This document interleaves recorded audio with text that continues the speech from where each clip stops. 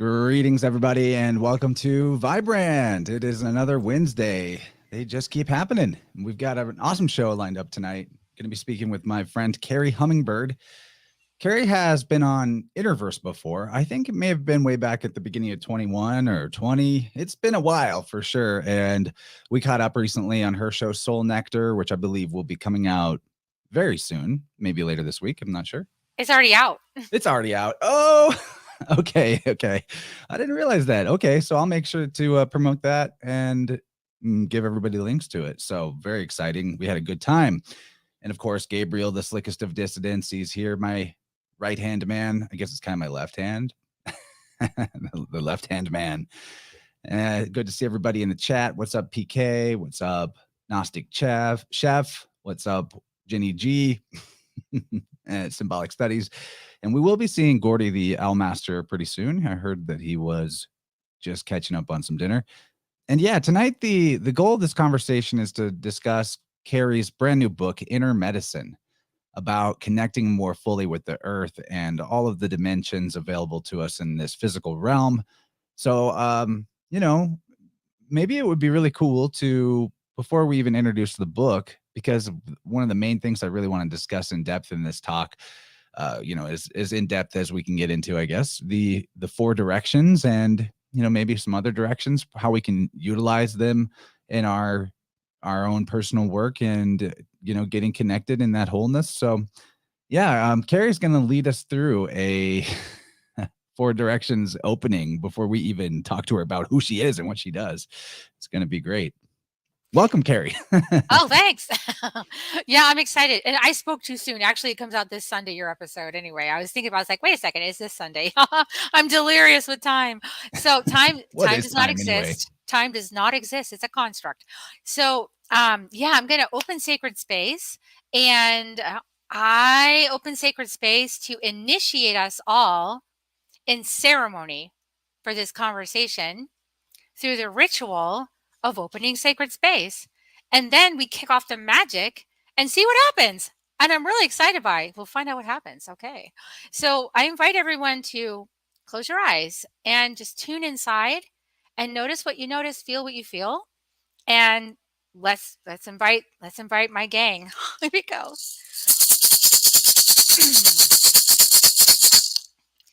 We welcome the winds of the south. Sachamama. Wrap your coils of light around us. Teach us to shed our past like you shed your skin, one whole layer at a time. Ground us to Pachamama, to Mother Earth, feeling her beneath our feet, knowing that we're safe and held, that we're in the garden, and that we never left it. Open our hearts so that we can love bigger and we can be present with each other for this conversation. Wrap us up in your love so we really feel it in our bodies, because we need proof. We need proof. So give it to us. Help us feel that love. We welcome you south. We welcome you west. Otorongo Jaguar. Protect this medicine space. Show us the way beyond fear, the way beyond death, the way over that rainbow bridge to where our dreams manifest. We welcome you west for wisdom and discernment. What should stay? What should go? How will I evolve? How will I grow? We welcome your wisdom, West, and help us to see that everything in our lives has been beautiful, even the things that hurt the most. And so we welcome you, West, for this perspective and this truth. Thank you, West. We welcome you north, place of Siwa Kente, Hummingbird, great royal hummingbird, who makes the epic journey that a tiny little bird could possibly make on a tiny little stomach with little wings.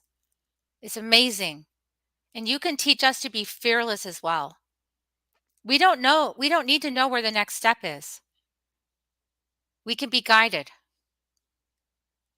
Thank you for helping us step outside of time, dear hummingbird, into the dimensions of reality and Connect with our soul self, that timeless one that's lived many, many lives. We welcome the ancestors of this life we're living now, the ancestors that live in our bones and in our teeth. We welcome your wisdom and all your guidance and support. We know that we're here because of the love that you had in your hearts and for your tenacity, your resiliency. And so we welcome this strength. And we welcome all the medicine people that guide my work. I'm so grateful to the Karo people from the high Andes Mountains, stretching back into the Himalayas. Hampi, help your Pampa Masayuk. Help your Alta Masayuk. Help your Shakaruna. Be with me now. And I welcome the Wisharika who I work with in Mexico. Beautiful. Also known as the Huichol. We welcome you to be with us, the ancestors.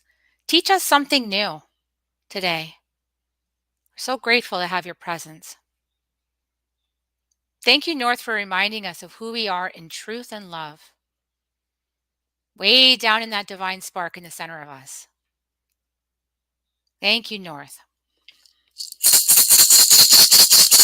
We welcome you east, Eagle Condor, flying so high in the sky with that big picture, but also able to see the tiny little details all the way down in the ground. Give us that ability to perceive in such a broad way. We can really move around the matrix much more easily when we're fluid like that. And help us to trust the unknown, the mystery of life. Help us to really embrace it. There's so much to know and see and discover as humanity lifts its consciousness beyond where it's ever been before. So we're all learning together. So East, we trust you to lead us into that mystery and leave some little breadcrumbs so we can find our way to our highest destiny in this lifetime. Thanks for guiding us. We welcome you. We welcome Mother Earth, who lives in our very bodies. We are a piece of Earth, and so we welcome you, Mother Earth, to remind us that you're with us all the time. We're made of you, so we never leave you. You're always with us, guiding us, giving us nudges, a little tweak here in the belly, a little tightening of the throat over here. You're letting us know all the time. So thank you, Mother, for staying with us. We welcome all the allies that you've given us for this life experience. We welcome the mountain spirits, all the rocks and the stones and the crystals. We welcome the plant medicines. So many plant medicines. I know people have been listening to this or working with the plants. We welcome the plants. We welcome all the animal allies. We welcome all of the beautiful birds, the jungles, the forests, the deserts, the beaches, all of life on Earth and all the ocean life. The dolphins and the whales are a lot smarter than us. Let's invite them in too. And we welcome Mariposa and Dragonfly for rapid transformation. Maybe we could even transform during the space of this call. That would be so cool. So we welcome that, Mother Earth. Thank you so much. We welcome Father Sky, Father Sun, Grandmother Moon, and the star nations. Beam your lights down. All that beautiful ascended frequencies and light. Beam it. Fill up the space. Fill up our cells with that beautiful light and help us to ascend our consciousness. We're heading for that rainbow body, for Homo Luminous. Ooh, we can feel it coming. Help us fill up with those high vibes so we can really feel that transformation happening. And we're so grateful for all your help and all the ascended masters that are guiding all of this stuff going on Earth right now. We welcome you. I welcome White Eagle, White Buffalo Calf Woman, Guadalupe. We're so grateful for your help. And we welcome the oneness, the universe, the creator, great spirit, all the names that represent the one thing going on here that we're all a part of. The we-ness, the allness. We welcome this recognition. And we come into a sacred space together for the beautiful conversations about to unfold. Really excited. Let's take a deep breath and come into harmony together.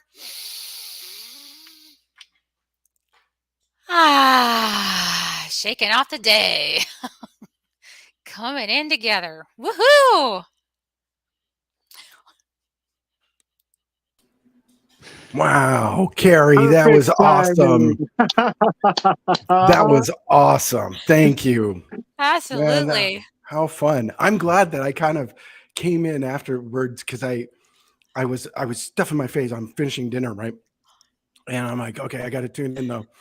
So it was nice for me to be able to do that kind of as an outside it, as a listener, like how the rest of us like experience these things. And thank you for doing that, because this is I don't know if you know who I am, but I'm Owl Guy. Oh, I love owl. You and I both love an owl right here. Okay. All right. So yeah, I just finished the Jose Reis Power Animals book. And so like you're talking my language, man. Like this whole thank you, Chance, for bringing me in here, because this whole you got to stop me. Sorry. Thank you. Thank you for being here, Kerri. Absolutely. You mentioned Jose Stevens. He's actually one of my teachers. So no joke. Okay. Yeah. I've studied. I went to the like smorgasbord of all shamanism. I've like studied with so many beautiful teachers, and just because it was a buffet, I was like, give me more. How do I get more of this? I just need to fill up my tank on this shamanism. I got to get connected with Mother Earth. And it called you, right? Oh yes, I couldn't say no. It's a choiceless choice. Right. Exactly. What was your tipping point where it made you like go over the edge? You're like, I'm all in. Like both feet, we're not going back now. Well, what made me go on my journey into the mystery was, a really dark night of the soul. I didn't want to be here anymore. And I know a lot of people feel that way on the planet right now. So I want to speak to that if that's okay. I know we're like right into the conversation, like, let's go to the deepest, darkest place. But like, we do. You know what? It's like I had been doing all the right things, right? Like I had gone to psychotherapy for like 2 decades. I mean, I'd gone to psychotherapy for at least a decade before I even had kids. So I thought I could handle it, right? And then, oh my gosh, had no clue what was about to happen. I had my child, and I went into huge postpartum depression. And I was like, I was overwhelmed in my body with emotion and with depression, like just intense stuff. I didn't even know where it came from. And I was struggling to be a good mom, and I had a great support network. I had great moms and stuff like that. And I went to psychotherapy, and I started taking the pills because they said, hey, take these pills. It'll make the feelings stop. Well, that sounds good, okay. But what happened was another 13 years later, it wasn't better. It was kind of still stuck, even though I'd been doing all the weekly sessions. I'm taking the pills. And I mean, I did break the rules. I had wine, everybody does that. But but I was like, I wasn't getting better, and I was not wanting to be here anymore. And I thought to myself, and I was having nightmares, like really bad nightmares. To talk about one of the nightmares in the book, really terrible nightmare. Scared the heck out of me. Wake me up in the middle of the night with my heart racing and like sweating and everything. For real. For reals. And then I read this book, Eat, Pray, Love, and I was like, oh my gosh, it's like another whole thing going on in the world. I didn't even know that was a spirituality. What? Like there's a connection, there's somebody listening, there's a God.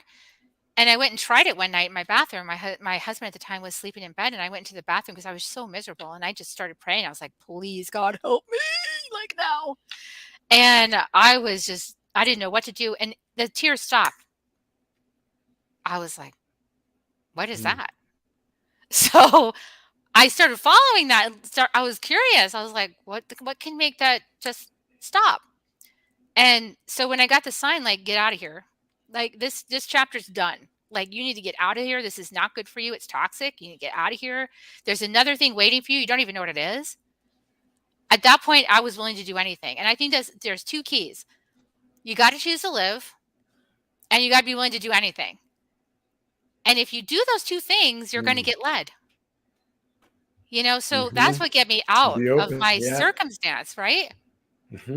That's what got me out. And then within like 6 months, I met a yoga person. And within 8 months, I started a shamanism program. And then from there, it was off to the races. I was like, give me more. Just like, fill me up. What else can I learn? I mean, the Toltec, the 4 Agreements. Oh my gosh, I read that book 40 times, 40 times front to back. It's a little OCD. Yeah, I'm just in the stage where I'm really trying to feel it, like experience it, like hands in the dirt, and like spending as much time in nature as possible, doing the whole you know, putting the work in, you know, Yeah, doing the energy work outdoors where you're connected to the earth, you know, like it's a absolutely. thing. You got to do the work. Well, it's more than just like I used to always take hikes in nature, right? Like I always loved being outside better than inside. But it's doing it mindfully, It's a right? difference. It's a It's not the difference. same as taking a Uh-huh. hike. Right. Right. It's like It's there's a doing it. hike and then there's a ceremony hike connected with spirit. It's totally Right. a different thing. Different things. Right. Exactly. We are on the same page, my friend. I love this. That's awesome. This is Yeah, bitching. I knew you two would be best friends. I wanted to ask you something, Kerri. I know we're probably going to take like a weird path through your story and getting That's to okay. things in your book, but you mentioned the postpartum depression being so bad. One thing we talk about a lot, me and Gabriel especially, is the placenta part of what you deliver as a mother. You know, it's basically your baby's guardian angel. It's a twin. You know, it's the boat they come in on. It's their savior in a way. Yeah. And in our current culture, that is treated like medical biohazard waste. And in my opinion, the spirit that guards the baby, that is, you know, an aspect of that placenta, is probably traumatized and maybe needs to be worked with, or at least acknowledged, so that it can go back to a more benevolent type of guidance rather than uh, you know, a codependent trauma relationship, as many people do with their seem to have with their inner voice. And anyway, I was wondering if any of the many shamanic teachers in your Rolodex have spoken on any traditions revolving around the placenta, or connecting with it, honoring it. You know, what are some things that you may have learned about that? Because in my opinion, that may be a part of the postpartum depression, is the like a lot of cultures will consume the placenta, and that brings nutrition to the mother that helps them through the, you know, it has everything in there that they need to not have as hard a time in the post pregnancy phase. You know, that's really interesting what you're saying. And that's something I haven't actually had. This is the first time it's coming up. What I will say, I've realized through my own personal inquiry, and you know, the last book I wrote was Love is Fierce, Healing the Mother Wound. And, you know, that was a really challenging 3-year project, you know, um, with a lot of puking and internal work. So the thing I realized through that work was that a couple of things. One thing, I was not initiated as a woman. So when I first got my period, it was kind of like uh my mom was at work and I called her and she's like, "Okay, well, there's a pad in the, you know, in the bathroom, so just put that on." And okay, you're fine though. You're not gonna die. And it was like so nonchalant. Like I love my mom, so I don't blame my mom at all. But her generation didn't know how to talk about this stuff. Like they didn't know how to initiate someone into womanhood. Like this is a big deal. And so that's one of the things we've healed in our family is that we, you know, we have one daughter and we, when she got that, we took her on a sweat lodge to initiate her as a woman, you know. So people need initiations into different stages of their life. Otherwise they get stuck in those stages and they hang out there forever. So we've got a lot of women in our culture that are maidens.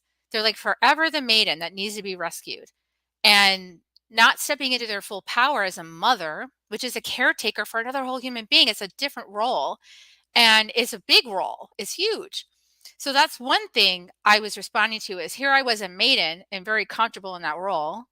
And all of a sudden I had this big responsibility and I became a mother and without an initiation to being a mother besides the birth. And I did not have a vaginal birth. I had a cesarean. So I was deprived of my body's like birthing experience. And, you know, and that alone would have made me a mother, right? Of just going through that sort of like, that a cathartic experience in my body would have initiated me in so many levels that I didn't get initiated. So I think that's a big area. And another big area, because my older son is a my both of my sons are big bright lights, right? But my older son is here to do medicine work. I mean, it's clear to me. He's here to follow a similar path. And so he came in as a big, huge light, right? With a lot of deep shadow stuff to explore. And when he came through me, all that shadow came through too. I was like, whoa, my gosh, what's going on? You know, like, who is this? What, you know, because when you're coming as a soul and you have all that power, you're coming in through a woman's body. She can't help but feel it. It's all coming through her, and it came through me. So, like, tremendous agape love I've never felt before, that kind of love.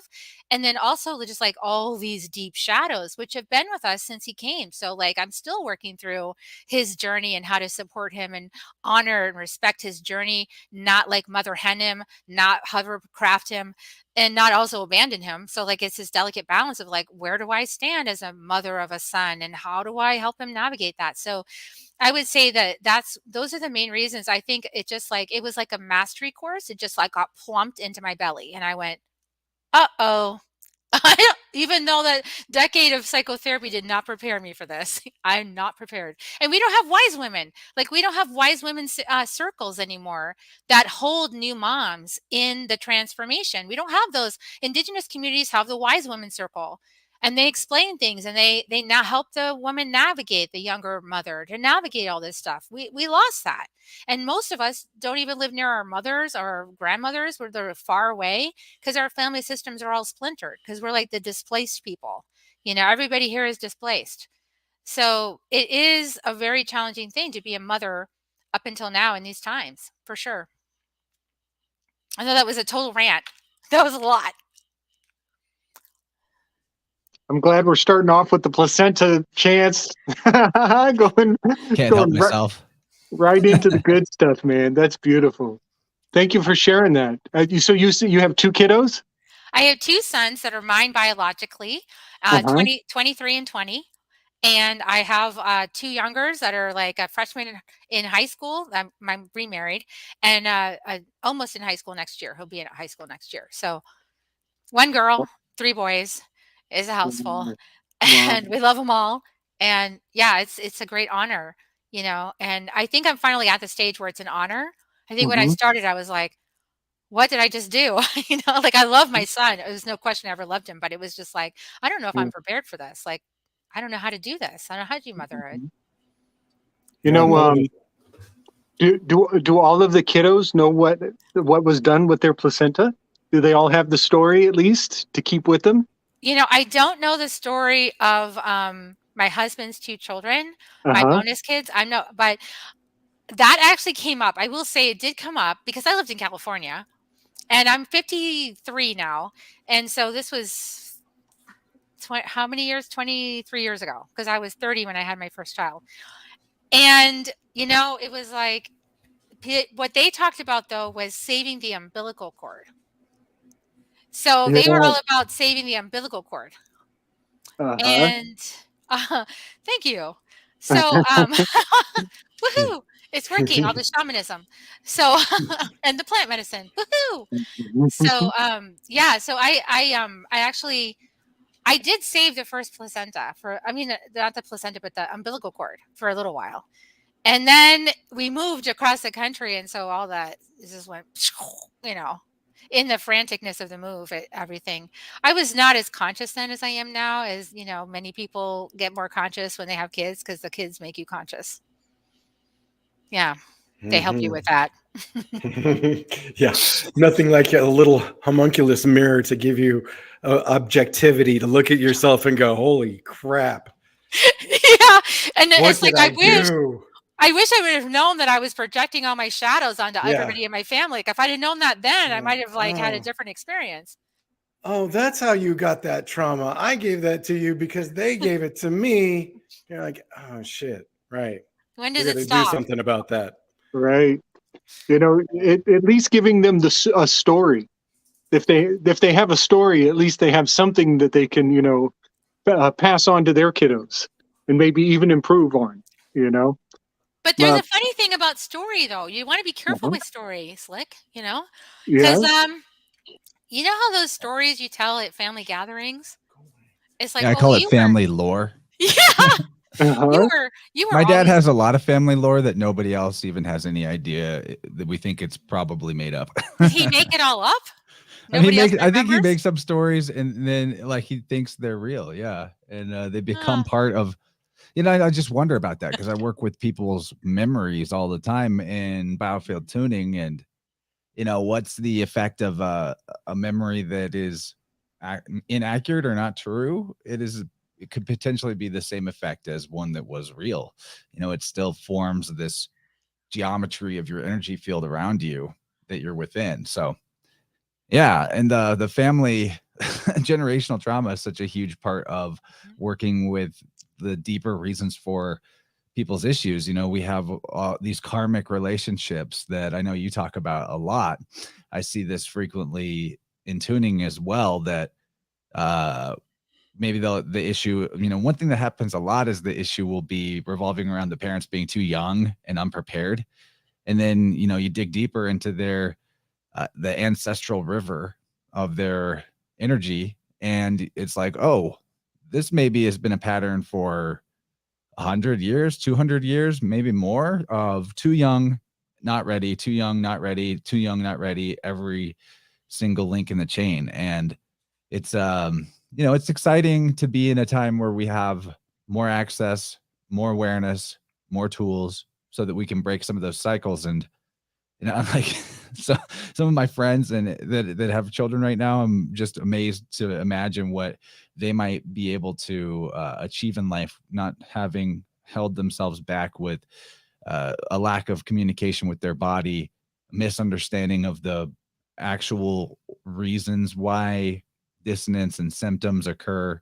None of it is on accident. Your body never goes haywire. It's always giving you a message. And then if a kid knew that, what kind of super person would they be? Would they even really need to get hurt at all if they were able to talk to their body so directly and they didn't need sort of the frying pan cartoon moment hitting the head type of deal?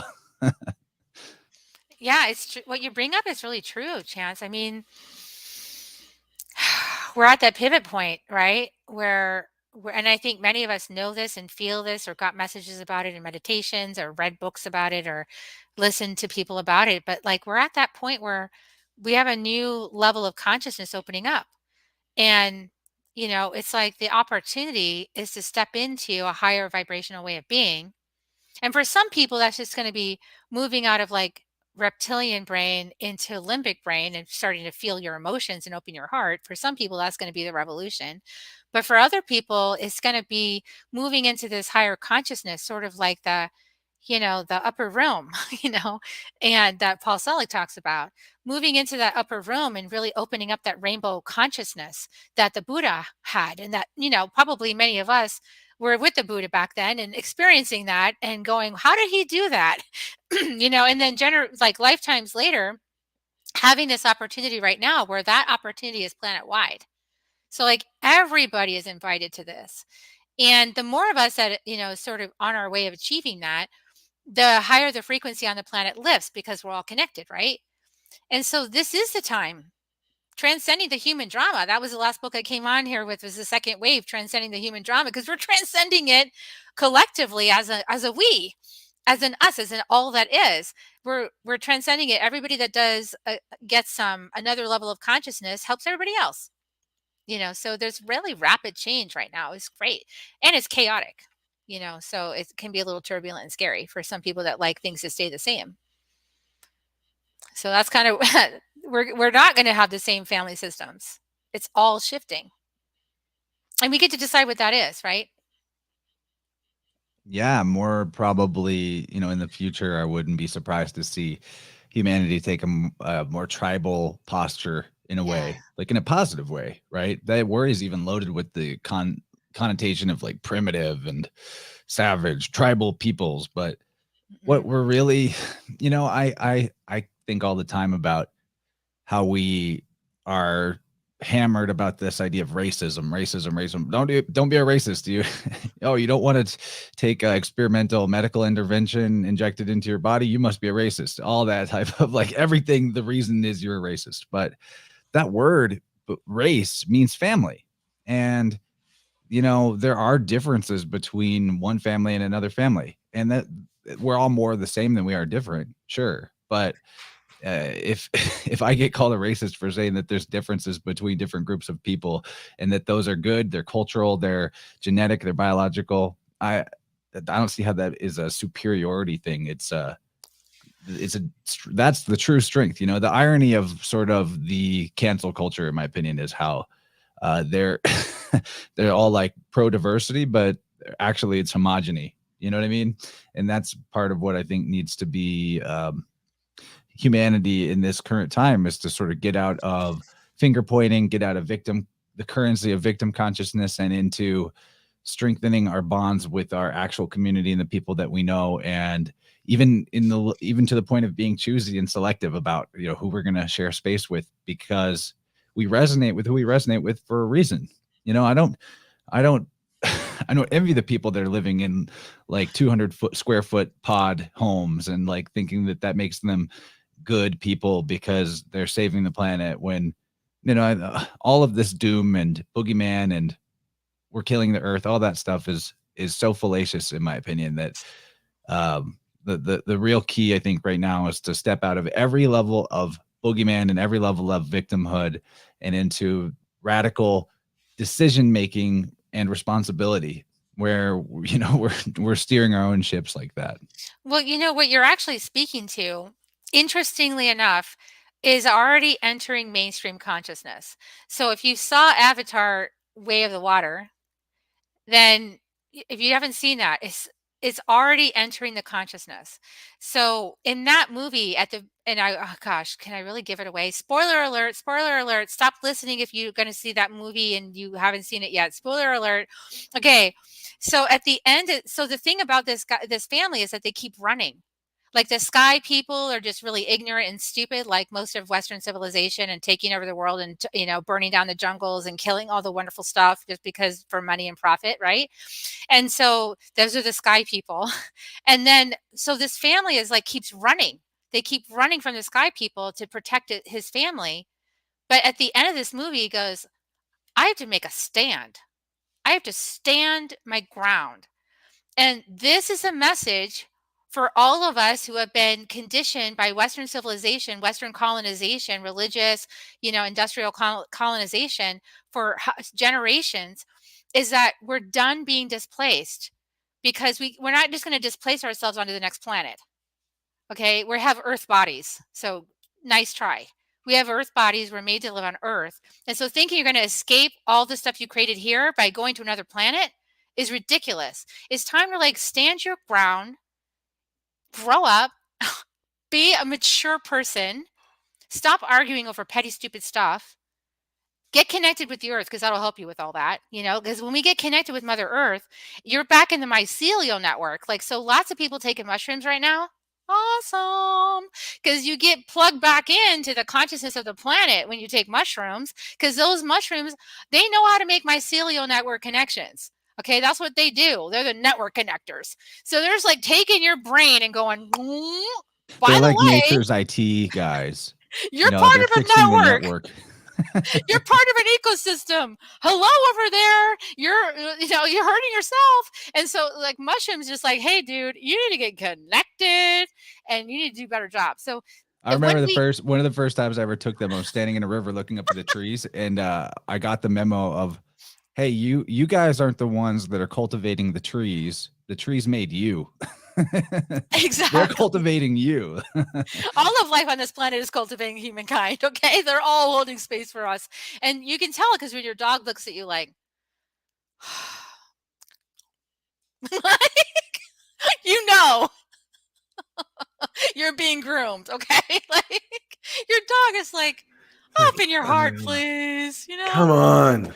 You need to play more. We've been doing this for what, 7 on. years? Come on. Get over it. And they'll So look you right in the eye too. Yeah, they're like, come on. they even go like this. Yeah. You know, like this job is really hard. Right. I'm grateful for them, little furry ascended masters. They're Each here and for every us. one of them. The trees, everything is here. Mother Earth is like, I'm trying to grow this new species. It's a new level. It has its own ability to say no. Let's try and see what happens when that happens. And, what happens is friction. And friction's not bad. It's just that, at some point, the friction causes you to reach a certain set of circumstances whereby you are encouraged to become one again, which is where we're at. That's where we're at.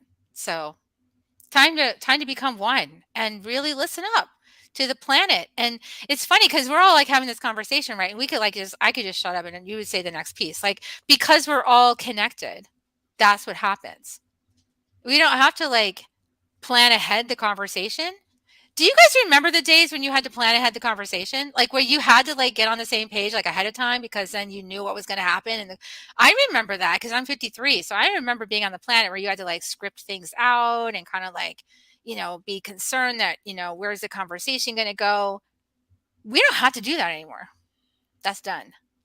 I think I do a little bit of both. It depends on the situation, depends on the goal. But my favorite way to operate is moderately prepared with a lot of room for completely willing to jettison all the preparation as well. Exactly. In the flow. Yeah. And it's just I was talking about this. I don't remember who I was talking to. I think it was with Isaac at the Natural AF podcast. I don't think the episode's out yet, but about how, one of the ways that we can work with these energies that people can get stuck in their field. And the example would be anxiety. Really, really good example. People will hold a lot of this nervous tension energy. It actually tends to congregate a lot in the left ankle for some reason. And the exact same feeling in your body that is this anxiety is the same feeling as being excited under a different interpretation. So it's very damaging. What you opted to experience for the sake of being the teacher that you are today, going through psychiatric therapies and the so-called medicines. That's really the wrong word for it though. And, they give you these diagnoses, and now people will hashtag on Twitter, actually autistic, or I have anxiety. And it's a badge of honor. It's this victim currency. But the body, it doesn't interpret energy. It just has a spectrum of different energies, the way that there are a spectrum of colors. And one of them is this energy that some people label anxiety and others label as excitement. So part of working with the energies of your body, in my opinion, is to understand the polarities of interpretations of things so that you can convert what would have been stuck sadness into joy, or convert what would have been explosive anger into healthy assertiveness. And with the one called anxiety, for me, whenever I start, sometimes the reason I prepare for shows more than others is because I'll get this overwhelming feeling of, I really want to do a good job. I hope I do a good job. I really want to do a good job. And some people, and it's like an energy that's building up, right? And some people would interpret that as I'm nervous, I got jitters, I got stage fright. But what I think really works is to take that energy. If you know that you have this sort of building up of, I really want to do a good job, hope I do a good job, that is your body saying, here's a free gift of energy that you can use towards preparing for the show and preparing for whatever the thing is. That's actually why those thoughts or those feelings are coming up. It's a fuel, and you're being guided to harness it so that the thing that you're intending can come through in the way that you intend it. But if you just get caught up on oh, I feel weird, man, or I got the jitters, then you go into the thing with a lack of confidence because you didn't harness what you were being given. And then a lot of that energy gets stuck in your field and starts to build up and cause pressure that leads to other types of problems later down the line if it's continually being generated, but it doesn't flow through you. It's just kind of caught up in you, and that's stagnant chi, and that leads to injuries. That leads to all type of things. I actually had that, because I was very conflict avoidant for most of my life. I didn't like conflict. And so I was a pleaser. So I like to please people and just kind of if I didn't want to do it, I just kind of just say something vague, and then I'd go off and just do what I wanted to do. Kind of like that, just kind of avoid the actual conversation. And so basically 20 years in a marriage that was, had a lot of karma to it that needed resolving. It was our lesson plan, and I didn't want to engage it. And then I was taking the pills, right? And I was overwhelmed by emotion. So like that was the whole empathy thing was opening up for me. And I think a lot of people are having that open up right now, by the way. Like I think tons of people having empathy open up. And it's a big deal when it opens up because you can't flatline your existence anymore. It's like this. It's like, woo, I mean, there's a roller coaster. You got to learn how to hold it all at the same time. But I didn't want to have conflict because it caused me discomfort, like you were talking about, anxiety. So I would take the pills to not feel that and put me kind of behind a wall so I didn't have to feel my feelings. And after doing that for 13 years, the year that I left that marriage, within 6 months, I couldn't bend over in yoga class.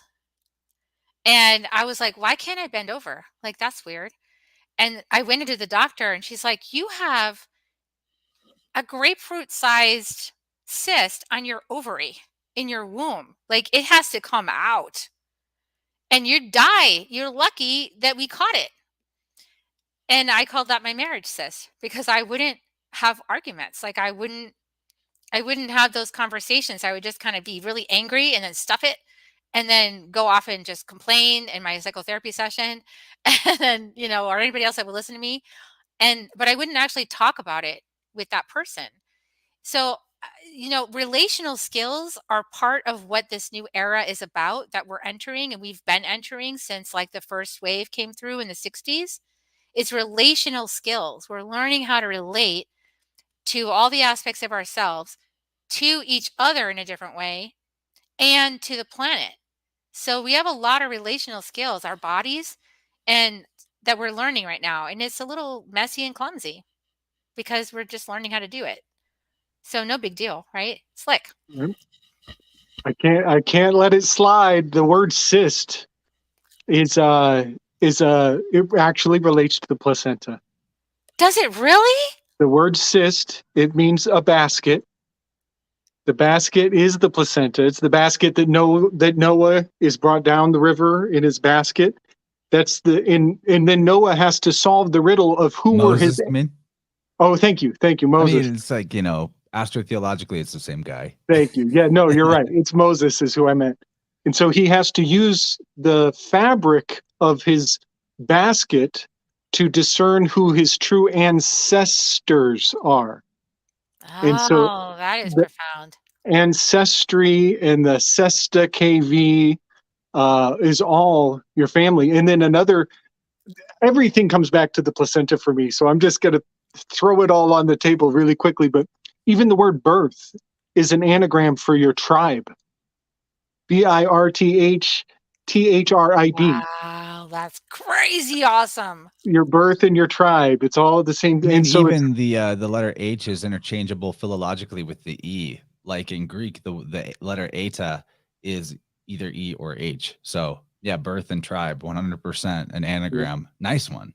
Yeah. So it's really fascinating that you're carrying around a scar specifically in the exact place, in the exact location. And you're talking about these are the terms of your life plan and that you're working through the residual energies from the things you had planned, the things, and that's contract. When there's contractions, you're trying to bend over and having a hard time with the bending over. All of these things, it's so fascinating how the language of law transposes into the metaphysical realm. That is fascinating. And it never ceases to amaze me how, like Chance was saying, so often we find things that relate back to the placenta, like the race equals the family, the cyst. Even the word cyst is looked at like, oh, it's a horrible, terrible thing. Oh, it must be bad. Well, the placenta is nothing beautiful to look at. It turns a lot of people's stomach to just talk about it. And so there is like a natural recoiling from looking head on in addressing the issues that so many people just get squeamish about. That's why we love to just talk about it right out the gates.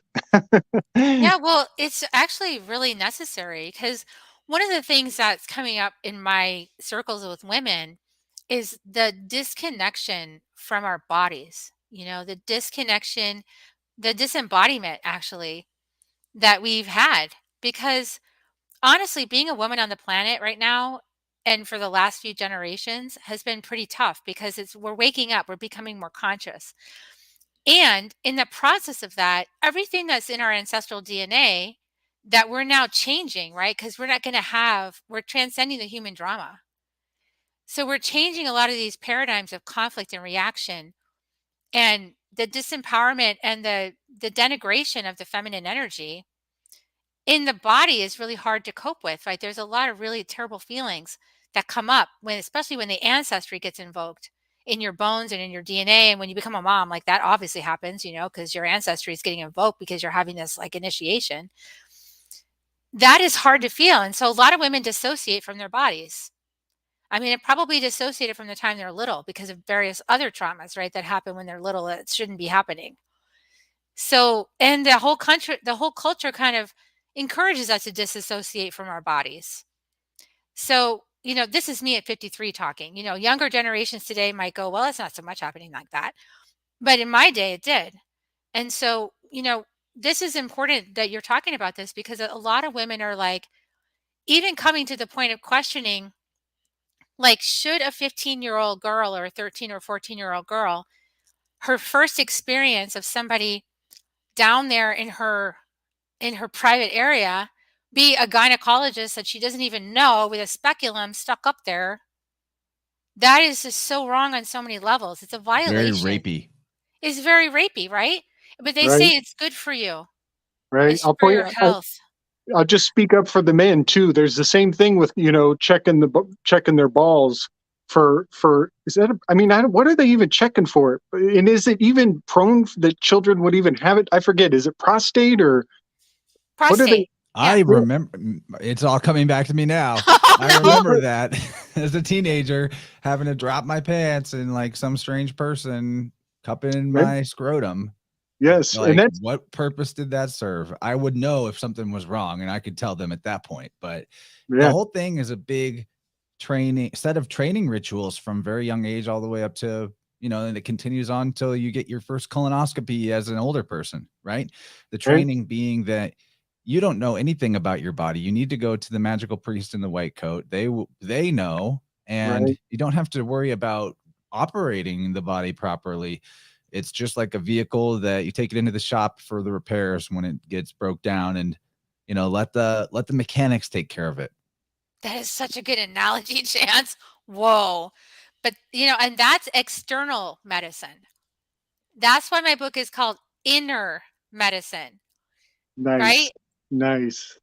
Because I was that person that, like, anytime I need to make a decision, I mean, it's just about intuition. And they don't even buy you dinner. It's true, they don't. Every single time that I had to make a decision, I would go ask everybody else what they thought. Literally. I couldn't just make a decision, And in the conversation of diversity, this is called white fragility, right? But it's like I don't know if this is totally unique to white women only, but like there's like this experience where it's like you're just supposed to be pretty and pleasing. That's your whole job. Just be pretty and pleasing, and just like that's it. And don't ask for anything else. Go out with your girlfriends if you need to talk about whatever you need to talk about, but don't bring, just kind of be pretty and pleasing, be a nice arm piece. And I fell for that. And I was educated. My mom was really super feminist, and I went to Smith, which is a really good college for women, and I was educated. And I put myself in that. And when I woke up, 20 years into that, I was like, so angry. Like, what did I just do? Like, and I blamed it on him at first, right? Because it was all his fault, because I was on the victim, rescuer, perpetrator triangle. But after I started getting to my healing, I was like, wait a second, I did that. I'm the one who did that to me. And then I was really mad at me for a long time for doing that to me. I was thinking about this today. I was thinking about it today. My father is a nurse anesthetist, an anesthesiologist, but with less schooling. And when we were pregnant, he told my baby's mama months before her due date, he told her, "You're going to have a C-section." And she didn't want to. And they had an argument way before the event. And she was pissed that he knew that she wanted to do it natural. And he also knew that they have procedures in place so that the doctor doesn't have to stay up all night. And they can slip this little medicine in to instigate an urgency, to put you in emergency, so that they can extract that baby on schedule, and the doctor can make it to tea time when he goes golfing with his buddies in the morning. And I think they call it, I forget. I always screw up the name of this medicine. Inducing. It's right. Induction, right? The induction process. And the word induction, that is an occult term. To be inducted is to be initiated. Yes. Induction is a ritual initiation. And so again, I love how the language just runs right parallel. People love to be so sciencey about it, but the word initiation, the word ritual in science, that's just a procedure. They call it procedure. Well, that's a ritual. It's the same thing. It's like, what are you more? It just depends on which language you're comfortable with. But we're saying the same thing. It's a ritual. But the Webster's effect of it, 1828 dictionary, induction. The introduction of a clergyman into a benefice or giving possession of an ecclesiastical living, or the introduction of a person into an office by the usual forms and ceremonies. Wow. There's more to that definition, but yeah, and then that gets into the occult aspect of law, that the whole citizenship situation in the birth certificate are actually a type of black magic that gives you a literal misidentification of who you are with a straw man identity, right? An external identity on paper in the paper C, rather than your inner self being, your divine spark being your identity, right? It's amazing. I also like to point out that we're the mathematikoi. And the mathematikoi in the Pythagorean cults, they're the outer circle. And they get all these fancy mathematical tricks to think that they're learning something remarkable, and that they have something, they have a sense of accomplishment because they're mathematically perfecting. But that's the outer circle. In the inner circle is where the really weird superstitions take place. And those are, I think, called the akusmatikoi, or the inner circle. And so, when you're inducted to the birth certificate, you are living by numbers. You believe, you live by these numbers. And then the numbers dictate the reality of the realm, and it's all on the private side, where on the back of your birth certificate, if you flip it around, it literally looks like the green number and code from the Matrix. You know how the codes are running horizontally, or no, vertically. They're running vertically in the Matrix. That is the back of a birth certificate. It is? It is. And you're living by number. You believe in the number. We're all in like this weird initiated priest class, but they don't tell us directly. We have to, go through all these silly ciphers and watch all these silly movies to find out, that it's been disclosed to us. We've been put on notice. That's fascinating. Well, the only point I was going to make, because you guys that's some stuff I was like, wow, my mind just got opened. The thing I was going to say is that the cesarean operation, right? The way that it's so widely used now, it's become another tool for telling women you can't trust your own body's natural processes. And you need to be dependent on this industry to get your needs met.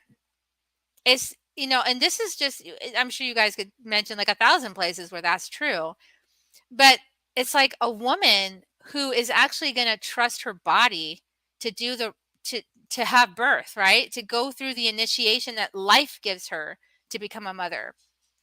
I had many friends who did that, home births with the bathtub and everything, and had the doula and had their baby.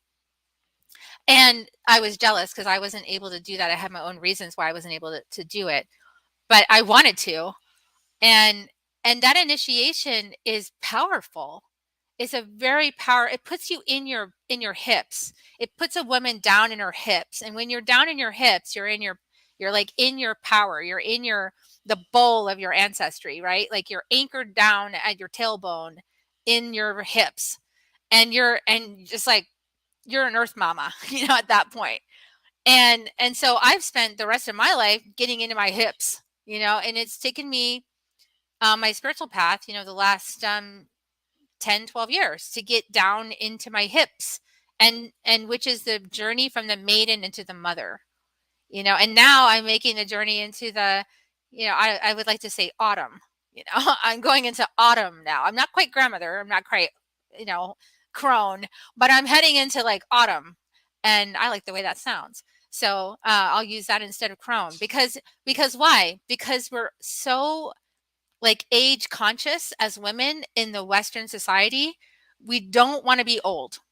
And I think most of our society doesn't want to be old. There's like a stigma against being elderly and old. And we take all of our old people and we shove them in homes because we don't want to deal with that, because we don't have any way to like lead our busy lives and do everything for ourselves without these people that need help. What happened with that is we don't have the elder wisdom. Like we don't have a fabric of community.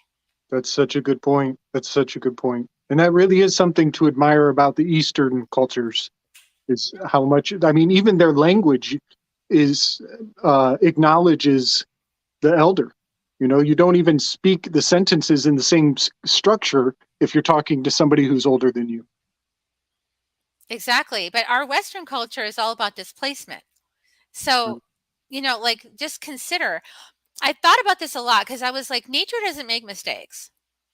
So, I really trust nature's impulse and wisdom and synchronicity. And I believe that when we as humans take an action, it's because our body is inspiring us in some way. Like we have this inner feeling, or like we follow that, or a thought comes in and we feel passionate about it enough to do it. Like just think about the energy it takes, to just do something.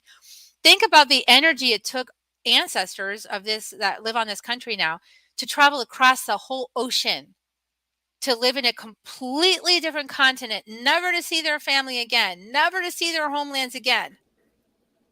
Whoa, like what would inspire people to do that? It's a lot, right? So there's a purpose to it. Gordy, you got something to say? Oh no, I love that because it always reminds me of the Polynesian myths, and like the Polynesian shamans, the kahunas, and that kind of thing. I got turned on to this Children of the Rainbow book many years ago, and I didn't realize I looked at it years ago. I'd never really like paid attention until it like really called, So I was going through that, and I remember like, if you've ever seen it, they have these the Polynesian shaman have like these expressions of God, and they look like just a pattern, and it's kind of what the original Hawaiian shirt kind of thing patterns came from, right? But these expressions of God, when you look at all the different ones, you can kind of see a pattern where it like turns into a cymatic, right? And you can see them, and you're like, holy shit, I'm looking at cymatics. And so you like start looking through cymatic books, and you're like finding the exact same shapes. I'm like, this is creation. This is God. Like, and then all the hermetic stuff comes rushing back, and you're like, holy shit, we're all just hermetics. Like all the 7 rules just all fit. Yeah, it's, I think that what's most interesting is the commonalities between so many ancient traditions. And they might just like, Chance is great at this. He talked about this on my podcast about like the different words, like even the words for mother, like so similar across all the cultures, right? Mm-hmm. So when I think about Mother Earth saying, inspiring whole groups of people to do this whole religious colonization, take your stuff, and all of this that happened, And it's terrible what happened in this continent. I want to say, like, it's awful. It's like I have some ancestors who participated directly in enslaving other people, like that are in my ancestry. We found out are in my ancestral line, and so it's horrible, to think about that. And it's like taking all of these people from their various lands and displacing everybody on the same continent together. Everybody's displaced, even the native people, because they all got displaced too. That's really interesting, actually. Why did everybody get displaced on the same continent together? Right? Yeah, T- I honestly think that it's because of the need to preserve Mosaic history for the authority of the church and the monarchies that derived authority from the Vatican at those times. Like when the Spaniards came to the Americas, they specifically and expressly forbade anyone who had any learning of letters to come over there until they had finished burning stuff down. If you were going to be like a friar or anybody that could read or write, and you were going to come over, they interviewed people to make sure they would be cool to come over, because I think the traditions that the natives had were too similar to the mystery traditions of Europe and the ones that Christianity was sort of a a knockoff from, to say it politely. Yeah, but then that's Not that still like speaking. mystic Christianity is great, that can go past the need for dogmatic singular interpretations and historicity, but like the Mexican people, for example, the land, they were calling that land Meso, not Mexi.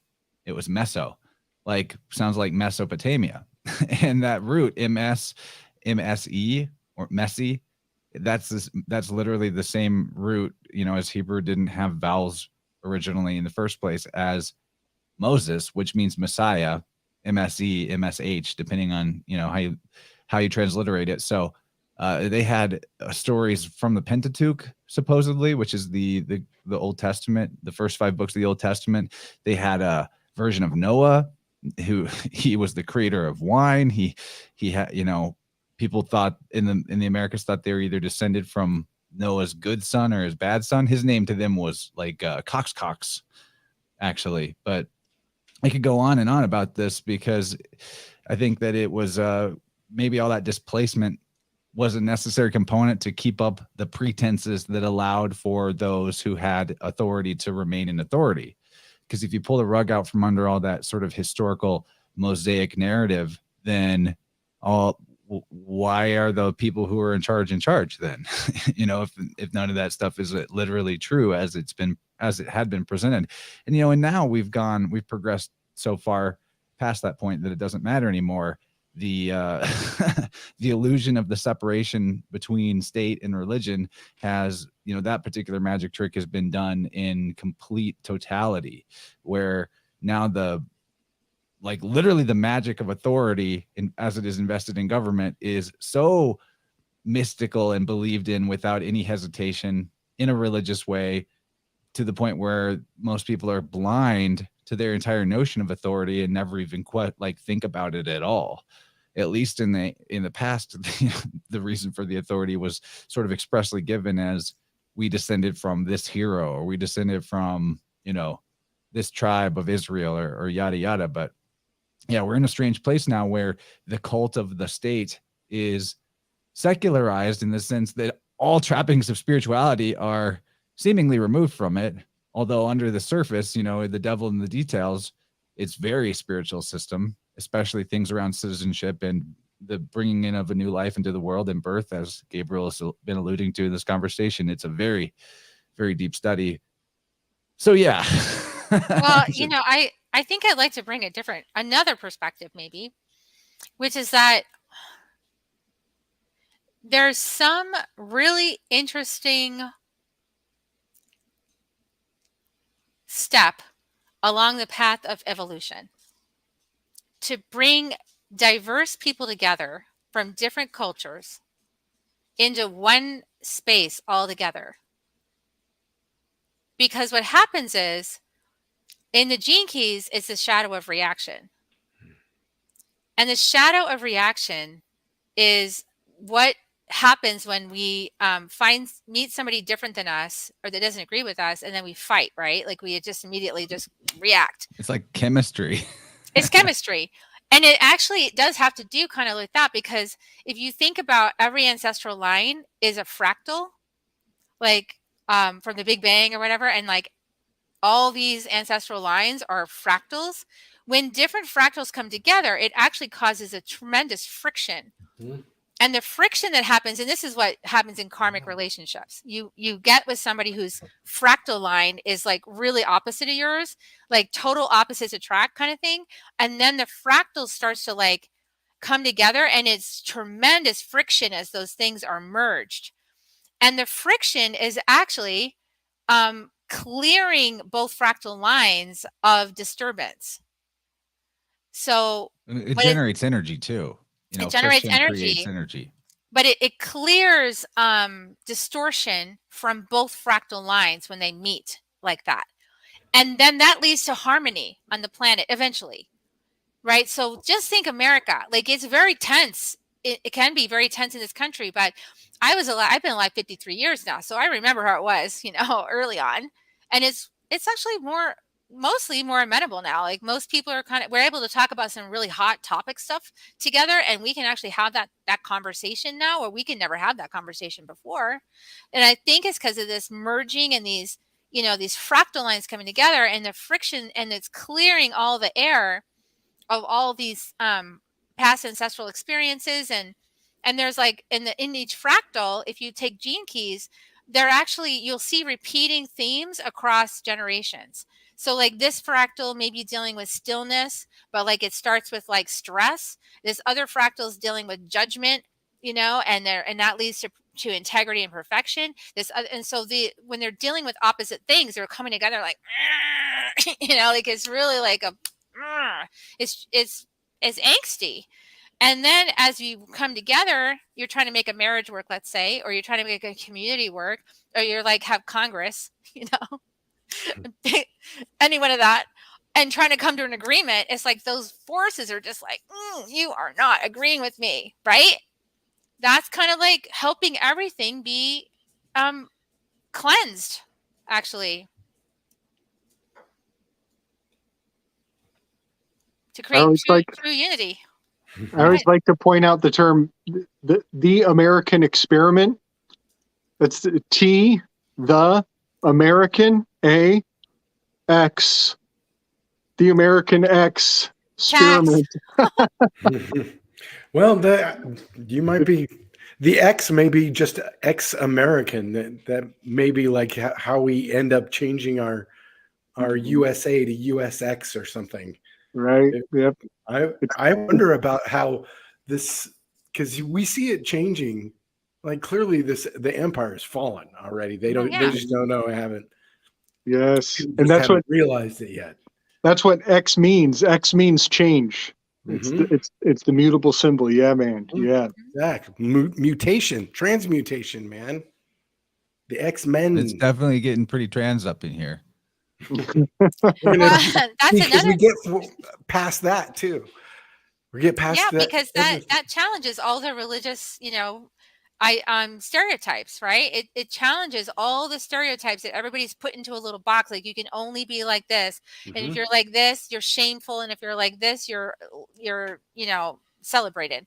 You're honored. Actually, though, in an interesting way, also reflects a lot of the ancient mystery cults in how, like, to learn the practices of magic or divination, you had to cross over to the other side of, you know, the gender boundaries.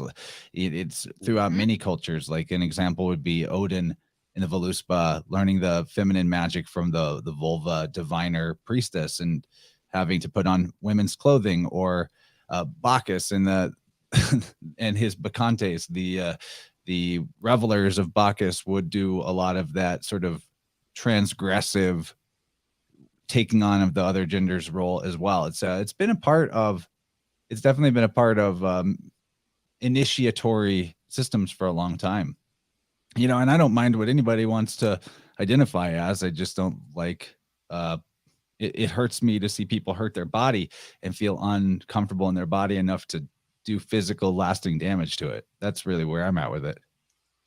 Well, this You is, know, go ahead. no, after you.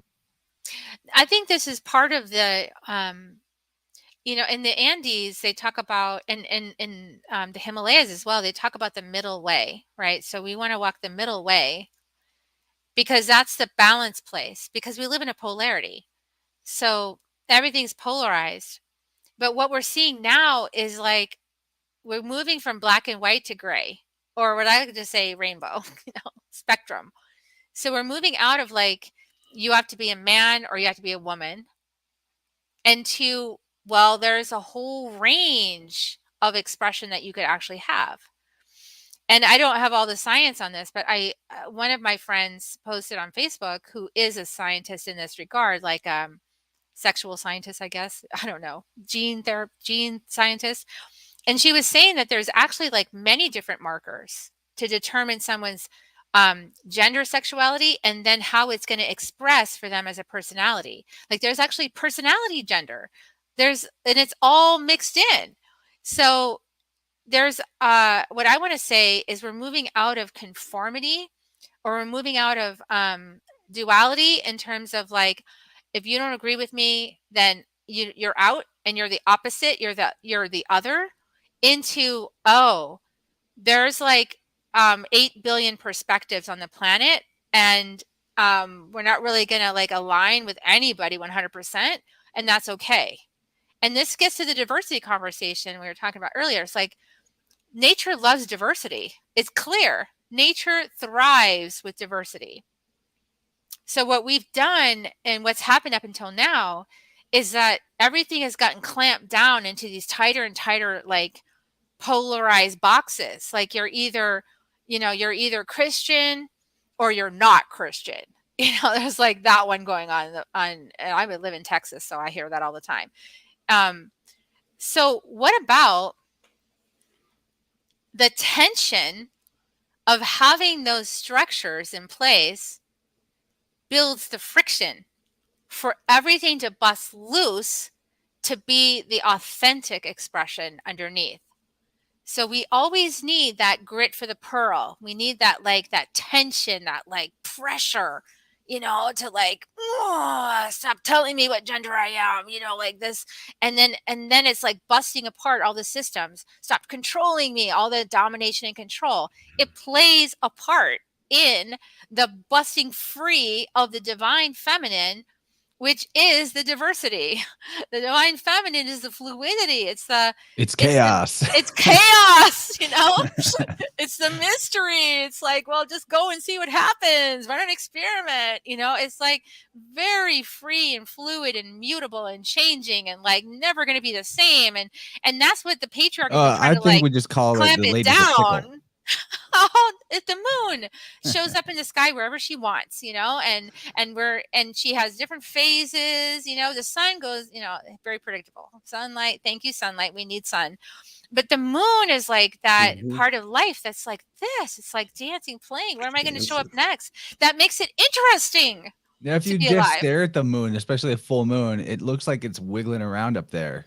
You know, it does. I've seen it smile really, and like sing. zone into it and look at it, it does look like it's kind of moving. I've had that experience a bunch of times. You know, and on this subject, what I hope to see for humanity is that these sort of questioning of authority gets directed to a more proper place, whereas instead of questioning, you know, the authority of nature for putting you in a certain body with certain equipment, look at the within rather than the external. You know, I think a big part of what's gone on in culture right now has been the externalization of what is more appropriately an inner process, which is, as you're talking about, that spectrum of possible expressions, that internally, whatever gender you are physically, internally you have both components of masculinity and femininity. And, you know, to operate in that middle way, you need to be able to apply both sides, you know, and open yourself up, left brain, right brain, left side, right side, you know, all of that. I think, again, back to the topic of inner medicine, I just hope to see that maybe the result of some of the gender stuff, that gender dysphoria going on so much in the country currently, is that people, rather than being resentful of the body that they're in, they open up to accept their own body, but that they have the freedom to express themselves in that body in any way possible, without, you know, that they're not going to find wholeness by removing parts of their body. They're going to find wholeness by being fully in touch with every aspect of the body. You know what I mean? Well, I do hear what you're saying, Chance, but also I just know that in my own self, what I realized is that there's 8 billion right ways. You know, it's like everybody has a unique thumbprint for a reason. That's because the journey takes us individually from point to point to learn things. Like, for example, I'm going to take it out of this conversation into a different one. So for many of us, we got led to this whole kind of stuff that we're talking about here because we started off learning about the law of attraction, and we're like, this is cool. I can manifest what I want. How do I do that? You know, we got intrigued. We're like, tell me how to make that possible. How do I manifest what I want to come into being, right? And we got all hooked into that. And that was stage 1 of the truth. Like, kind of sort of it works that way for a little while you get interested in your spirit, you know, in your soul. And then at some point it stops working exactly that way. You know, and there's like more nuances. There's more like ripples to the information. There's more realizations. It changes, it morphs, and it brings you to a new understanding where you couldn't actually get to the new understanding without having gone to the first step. So we're always getting led right to the next piece. And so I think this gender dysphoria is actually leading us to a really important realization. And I would say it's buried in the gene key of reaction, because that leads to revolution, and the revolution leads to rebirth. That's the whole sequence of that gene key. And the rebirth is rebirth of human consciousness, which is going to heal the first wound of separation, which is the genders. It's going to heal actually the first one you could arguably say is like spirit and human, right? Like divine, human, as then separated. We're healing that. We're coming together, right? 3 strands, DNA coming together, divine strand joining the 2D. Now it's like we're healing the gender conflict, and no more reaction about gender. Then it's going to be no more reaction about what color your skin is. Then it's going to be no more reaction about what your religion is. Then it's going to be no more, like all the ways that we separate is going to start coming into this. Oh, Because all each of that's individual welcome. has found themselves. Because it is an inner medicine job. Nobody else can validate you in your choices. All we can do is be self-referencing. We can join communities like this and have conversations. It's super helpful to see other people going through similar things. A lot of times we can come along same fractal lines and like work together to heal some stuff, or like maybe like a bunch of people going through like gender, you know, they don't really like their gender, having a group together and working through that. That's, you know, that's something that's hugely beneficial. But ultimately, every person has to get in touch with that unique thumbprint, you know, because that's yours. Nobody else has that one. You got to figure out your puzzle yourself. You know, Gabe and I have talked about this.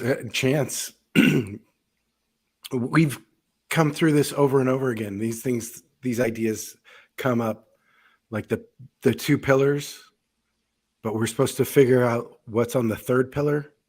Like, you're supposed to give ourselves into that liminal space, right? And I'm so glad you brought up the fractilinear makeup too, because I've been trying to articulate this idea, and maybe this will help me to, like, when you're in that liminal space, that you're not the material, you're not the spiritual, when you're in that liminal space where you kind of see, you peek through the veil, you know, and like the whole, it's almost like seeing the universe from outside of itself. Everything's fractilinear. And this is how you can heal a lot of those traumas. When you see, like when I saw my dad and my grandfather and his father, I'm like, oh, right. It's like, and it just like a wave, you know, when you can get that objectivity, it's like true objectivity, then you find out who you are. All that other shit, gender shit doesn't matter. It's not going to matter because you know who you are.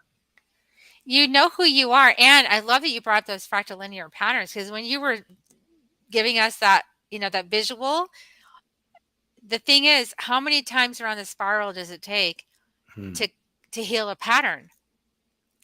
Like any pattern you want to actually heal and transform in yourself, you always go through this like spiral pattern where you go out and out and out, and you look down and you try another way. And what I realized was that when you were doing the fractal thing, I was like, wait a second, that's like that's the 7 generations in the ancestry. So like this question or this inquiry gets started through some experience or something that some ancestor has, and then all of a sudden that whole thing goes 7 times, you know, like 7 generations through the great spiral until it's finally resolved. You know, it's like, what? I mean, it's like, so be careful what questions you ask, I guess. This is what it makes me think of, Gordy. Oh, yeah. That's true. The trip. Yeah. The fractal. Exactly. It just keeps going. And once you get past one thing, there's going to be another thing behind that. And this is how we keep going. Hey, can I ask you? I'm sorry. Here. Go ahead. So were you called by a warrior spirit? Is that why you're a hummingbird? Oh, well, that's a cool question.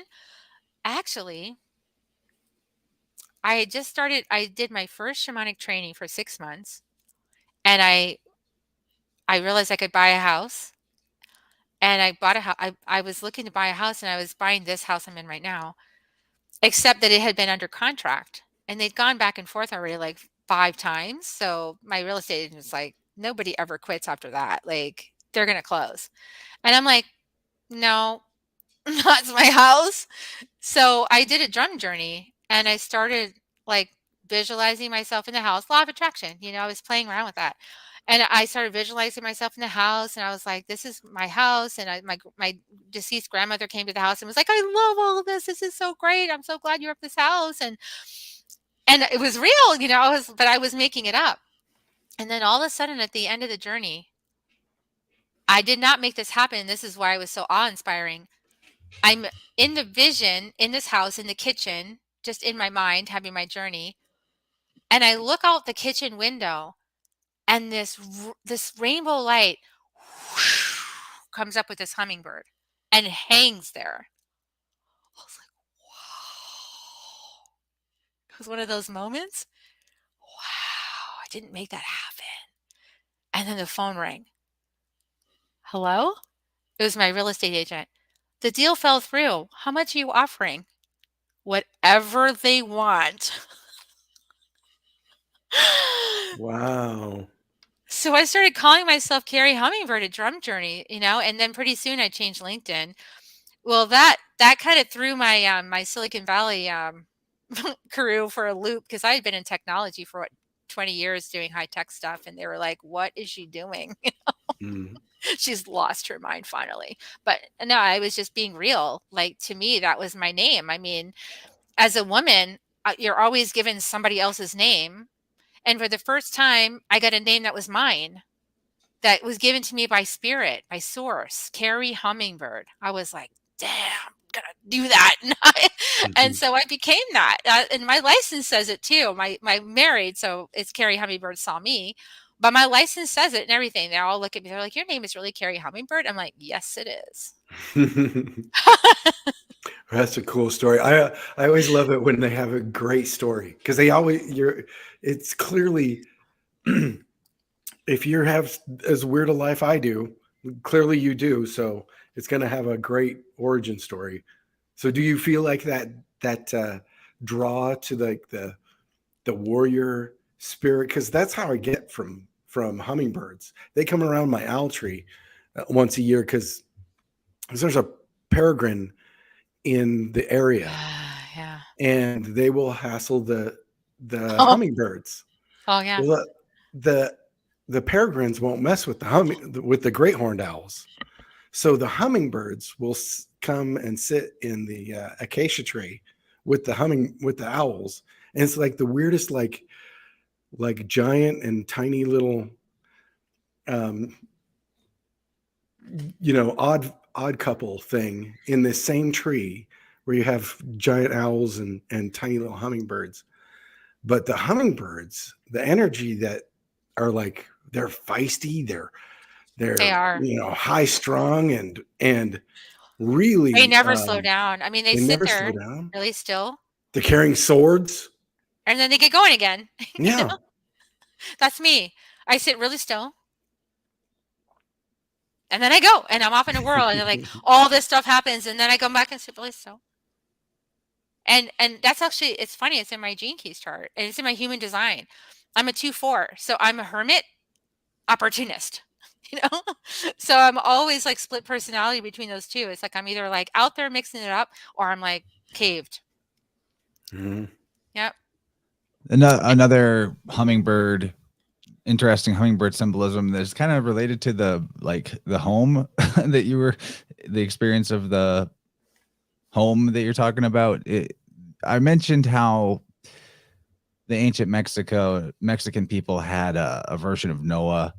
With the names, it's kind of hard because the writers who were recording this stuff back then, before a lot of it got swept under the rug or things too much was burned to recall it, they maybe have spelled things in different ways. But this deluge flood hero who preserved their civilization, they claim, on a boat, Patacatl, maybe that's how you'd say it. Also, they call them Tezpi. And anyway, their story of the deluge, instead of a dove being let out by the hero to see if there was land, and the dove coming back with an olive leaf, as it's told in the Old Testament, it was a hummingbird that went out and came back with a small leaf. And that's I actually believe that more. Yeah, that is cool. That's way cool. Yeah, the Aztec god of war is, I had to look up the word. I know it's Huitzilopochtli. See, I knew I'd fuck it up. Huitzilopochtli. Huitzilopochtli. I know I'm saying it wrong, but he's a hummingbird, and he's the Aztec god of war. And the warriors would carry hummingbird feathers as like jewel kind of. They would decorate their stuff with the spirit of hummingbird because of how feisty and strong and relentless and speedy, and all the power of that. That's why you always see like jaguars and hummingbirds, and these things were revered because they lived with that nature. Right. It was real for them. Those characteristics were real of what they were, they were putting it on. They're Like, still like, real. I mean, they're those still are real. archetypal energies. Exactly. And when you go into a shamanic mystery school, like inner medicine training, like, or like my people I studied with, the archetype of like Otorongo or jaguar is hunting in the dark with you all the time through the shadow realms, like always finding and looking through things and seeing more clearly through the dark. It's a good ally, and hummingbird is what helps us to actually um, pierce that veil so that we can realize we're multidimensional, we're timeless. It's that imagination brain, it's the corpus callosum. It helps us to get into that upper room that Paul Selig talks about. The hummingbird is like all multidimensional, very creative, right? And it's got faith and trust because it'll take that epic journey and not even know it can make it or not. But it always makes it. How does it make it? Because it's listening all the time. It's following synchronicity. So those are like some of the primary animals. And the other one, of course, is serpent. Serpent's another primary animal, primary totem for shamanic work, because the serpent is a kundalini energy, right? It helps you connect with Mother Earth and be very grounded and open up your access to your awakening process. And the last one is eagle and condor, right? I mean, the great predatory birds of the sky that can fly higher than any other birds. But there's actually this myth about hummingbird that that condor said, I'm going to race you, to Inti. I'm going to race you to the sun. And hummingbird said, okay, I'll meet you here tomorrow, right? And so everybody was gathered around to watch, this contest between hummingbird and condor, And then we came to the time and condor is like, well, I don't see hummingbird anywhere around. So I'm just going to fly there anyway. So it takes off, you know. And what happens is like you get close to the edge, right? And then all of a sudden hummingbird pokes out of his feathers, condor feathers, and goes, "Yoo!" And then just steals it, and wins. So hummingbird's super crafty, very crafty, very, territorial. Think about the resiliency of that little bird, in order to survive such an epic journey, to take on such an epic journey. Come on, like this little tiny bird takes on that journey across an entire continent. 2 continents, really. And it goes the whole distance. It's like, how does it even know it can do that? It's amazing. I love that. The Spanish and Italian, I think German, probably multiple languages beyond that. The name for a hummingbird is colibri. Yeah, colibri. And Gabe, the first colony of the Pythagoreans, you know what they were called? Calabria. Is the name of the Calabria, colibri. It's practically the same word. You brought up the Pythagoreans earlier. That's awesome. That also has like a bright faced. Cara and Bria is like a very bright face. That's fun. That's super fun. There's a version of I love the word condor over vulture, by the way. Like when I hear condor, I'm like, what is a condor? Oh, that's right. It's a vulture, but it's like the more graceful description, because isn't it funny how condor is like, I don't know, it's a more beautiful word. And the word vulture has this carnivorous, I don't know, connotation to it. But the Welsh have a version of that. They have like kind of the same, but with different birds. They have I think it's the wren and the raven is their version of the story, where it's like a competition with the 2 birds. And then it's the wren who's like hiding out under his feathers. And then at the very end, when the raven thinks he's won, the wren breaks out and goes a little higher. It kind of takes the trophy. That's so sweet. I love how it's transcontinental. It's actually interesting that you said that you like the frequency of the word condor, because I want to attribute that to the honoring that South American people give to condor. And the condor is actually in the South American continent, and the vulture is in the North American. So isn't that interesting too? That like it's the cousin of the condor, but like in North America, it's like a vulture, and it's like considered a very dirty bird. It's like they smell. I mean, I've actually found a dead vulture, right? That was just on the freeway, and I was harvesting feathers, to use for healing work. And I try. Let's just say that vultures are very difficult to harvest feathers from because they're stinky. They're stinky. They're actually janitors. Yeah, they're nature's purifier. Yeah, they do a great service to nature. They clean things up. Their poop is the most sterile thing in like ever. You could wash your hands with it. That's why I wanted some feathers. They take the most dirty and like, damaging, toxic, nauseous material of nature and turn it into pure, sterilized cleanliness. They're amazing. Yeah, they're janitors. Our attitude toward the vulture, right? Because it smells and because we're, we don't like pheromones and we don't like, like things like that are dirty and messy and the stuff that happens when you live close to the land. Like we don't like that in Western culture. We want to be like sterilized away from that. But in South America, they live close to the land and they really revere, the condor and its majestic wingspan.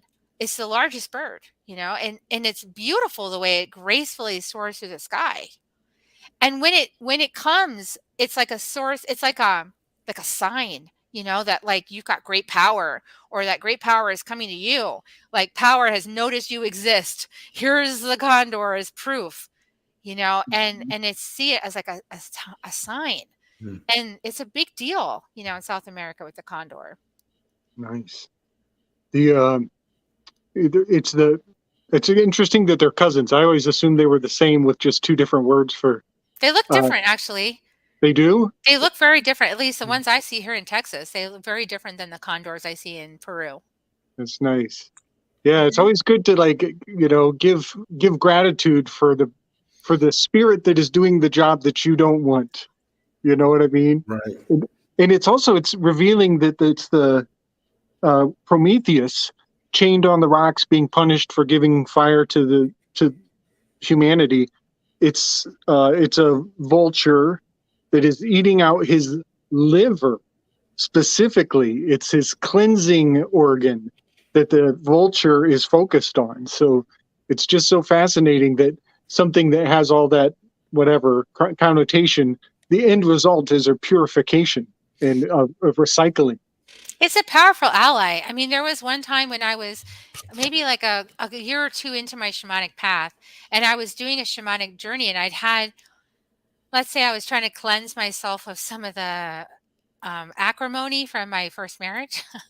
And I was having this journey, and I called on Vulture to come down into my body and just start like purifying and eating the waste, right? Like Mhm. just eat that waste because that is making me sick. You know what's going on? It's making me sick and I don't want to react to it anymore and I don't want to engage with it anymore. I want to just kind of neutralize that and so that I can show up with love and compassion instead of like being pulled into a reaction and some kind of fight. So I call on Vulture to clean me out of all of this toxic energy between me and my father and my children. Just clean me out. And I remember feeling just so much energy moving and even visualizing like visions coming of like multiple vultures just like eating my entrails, just like just just devouring me, right? Which is the shamanic death, the devouring of self. And I was like grateful. I was like, please just eat it all, like, because I just want to be done with that part of my life. I want to close the book of fate and I want to open up the book of destiny. And so it helped me a lot. I mean, there was lots of things I did, but I remember specifically that meditation. It was very powerful with Vulture. So it's a great ally, to cleanse yourself of old toxic energies. So was it the animals that called you to the But shamanic work? it was my Or ancestors, yeah, honestly. okay. Hmm. So I have Cherokee ancestry. It doesn't make itself readily apparent in my visage. I look more, Oh no, a lot of the Cherokees were white. Even when the Europeans showed up here. That's part of the history that's been concealed is like it was already a whole bunch of different types of That's why tribes Mary here. It wasn't Weather all just Lewis was people killed. with copper colored skin. Well, they always notice when I go see Cherokee people or Native people, they always go, "Oh, high cheekbones, Native." They always see that in me. But I don't know, regular people may not see it. But anyway, so I have Celtic and I have Cherokee, and so I really believe that my Cherokee ancestry is a fire people. They're people of fire. That they said, "Okay, The Cherokee might have even been Celts. Just throwing they that out might have there. been." They've But found Ogham stones and all the way as far as Colorado, which is the ancient Irish Celtic language. Really ancient. that's fascinating. I want to know more about that. So, I mean, in terms of this, so the lineage that I got pulled to that I started studying with was Alberto Villaldo's Four Winds Light Body School. That is that's basis of that training is the Caro people in the Andes Mountains. And the Caro people, Q-Ero, they are fire people. So they work with fire. They're fire people. So there's different types of medicine people. There's water medicine people, there's fire medicine people, there's earth, there's air, and then there's some that work with all of it but primarily focus on one. And so the Kara work with everything but primarily focus on the fire. The Hawaiians would be a good example of like fire and water, right? They work a lot with water energy. That's why it's very fluid. How they move things is very much like water. Yeah. And so I think that's beautiful. I personally am called to the fire path. I like rapid transformation. I really enjoy the fire as an ally. And so my ancestors led me synchronistically to another friend. That's why I wanted to dance around. That's awesome. Woohoo. Yeah, you're feeling the energy. Yeah, fire is just so fun. And it's just, it's passion. It's, it's and it's purifying. I also lead fire walks. And when people walk across the fire, I don't do it the way Tony Robbins does. I love him. He's his own energy, but I like to have the ritual. I'm all about ceremony and ritual. That's why we've been in this whole ceremony together this whole time. I like ceremony and ritual. So when I do a fire walk, I'm calling in just like I did for this. I'm calling it in. And then we're singing, we're chanting, we're dancing around the fire.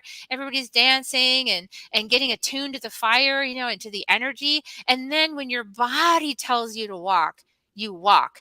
And people don't just walk one time. We're like doing days. We're like going around and around and around. And we're just like, it's so fun. It's amazing. And so, yeah, fire is my bag. I love fire so much. Yes. We need to talk more about firewalking, I think. Yeah. To me, that's one of those indicators, kind of like when people in martial arts can break crazy objects with their fist or their skull. Like, why? I always say, like, how come one person can break a cinder block with their forehead, whereas another person would break their forehead with a cinder block?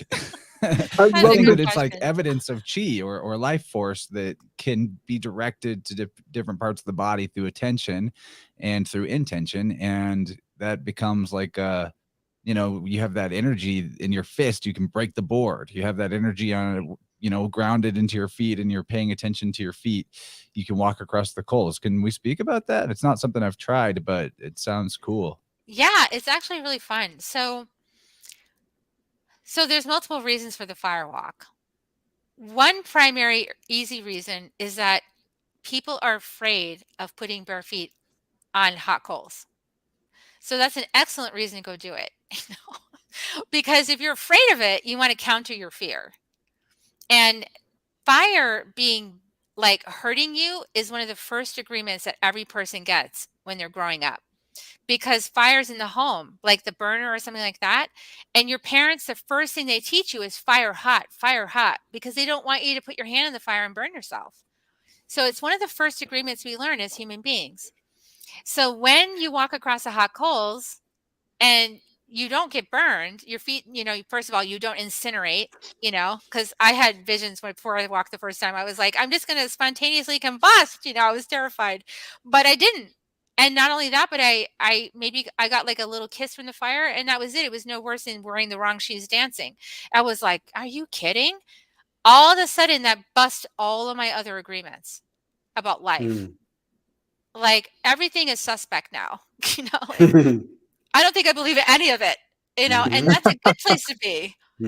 So it really busts through the myths, because everybody thinks they're going to, their feet are going to get just really damaged, or walk across hot coals is going to be terrible. And then when spirit takes over and your body's aura takes over, and whatever other reason you want to make for it, the mystery takes over, and you walk across hot coals and you're fine, and not only walk once, but like a dozen times, and you're okay. It kind of like goes, well, I guess whatever I thought wasn't as true as I thought it was, And then you had a lot of fun. And the thing I love about it is, another thing I love about it is that I realized by self-experimentation that whenever I would walk across the fire and I did get kissed by the fire, and I say kiss like a little fire blister, I would get one. I would look at my feet after and go, what's the reflexology of that? And so I would pull up my foot reflexology chart, and then look up Chinese medicine and go, what does that organ do? And then I would go, oh, that's why, right? And so one time when I was just starting, I was walking across the fire and I kept getting in the same spot. And I was like, what is that spot? And it was solar plexus, right? And it was kidneys, and it was like personal power and all this kind of stuff. And I was like, of course I'm getting more fire to that area, because I don't feel powerful. I feel scared about what I'm doing. I'm leading all these people across the fire and I'm not really sure about it, right? That was my second time leading them. So I went to the acupuncturist or naturopath, right? And she gave me the whole test. Like, you have to answer like the 50,000 questions. And at the end of it, she said, well, you need kidney support in your solar plexus. And so I just took off my shoe and was like, the fire already told me that. Isn't that cool? I was like, you can just walk across fire to figure out what you need. I love it. I love it. I love it. That is such a cool story. It was really fun. And to answer the question that somebody just put in about manifesting generator, no, I'm a straight up manifester. So I love the fire walk because it fills me up with energy. Because as a manifester, I don't have my own generator. You know, I'm a little envious of people that have generators. But the cool thing is I can get like amazing stuff I'm an done. MG. I got the generator. My husband has one too. Thank goodness. I need somebody with one. But like I can get so much done. Like it's amazing what I can do. But then I have to rest. So when I walk across fire, I fill up my tank. It's like, oh, good. Thank you so much. Fire gives me all this energy, and then I'm super high, kind of like I am. I feel like I'm high, like super stoned off the fire, and everybody's high. The octave goes like up, and by the time I'm like, make sure you guys are grounded, because you're on another dimension.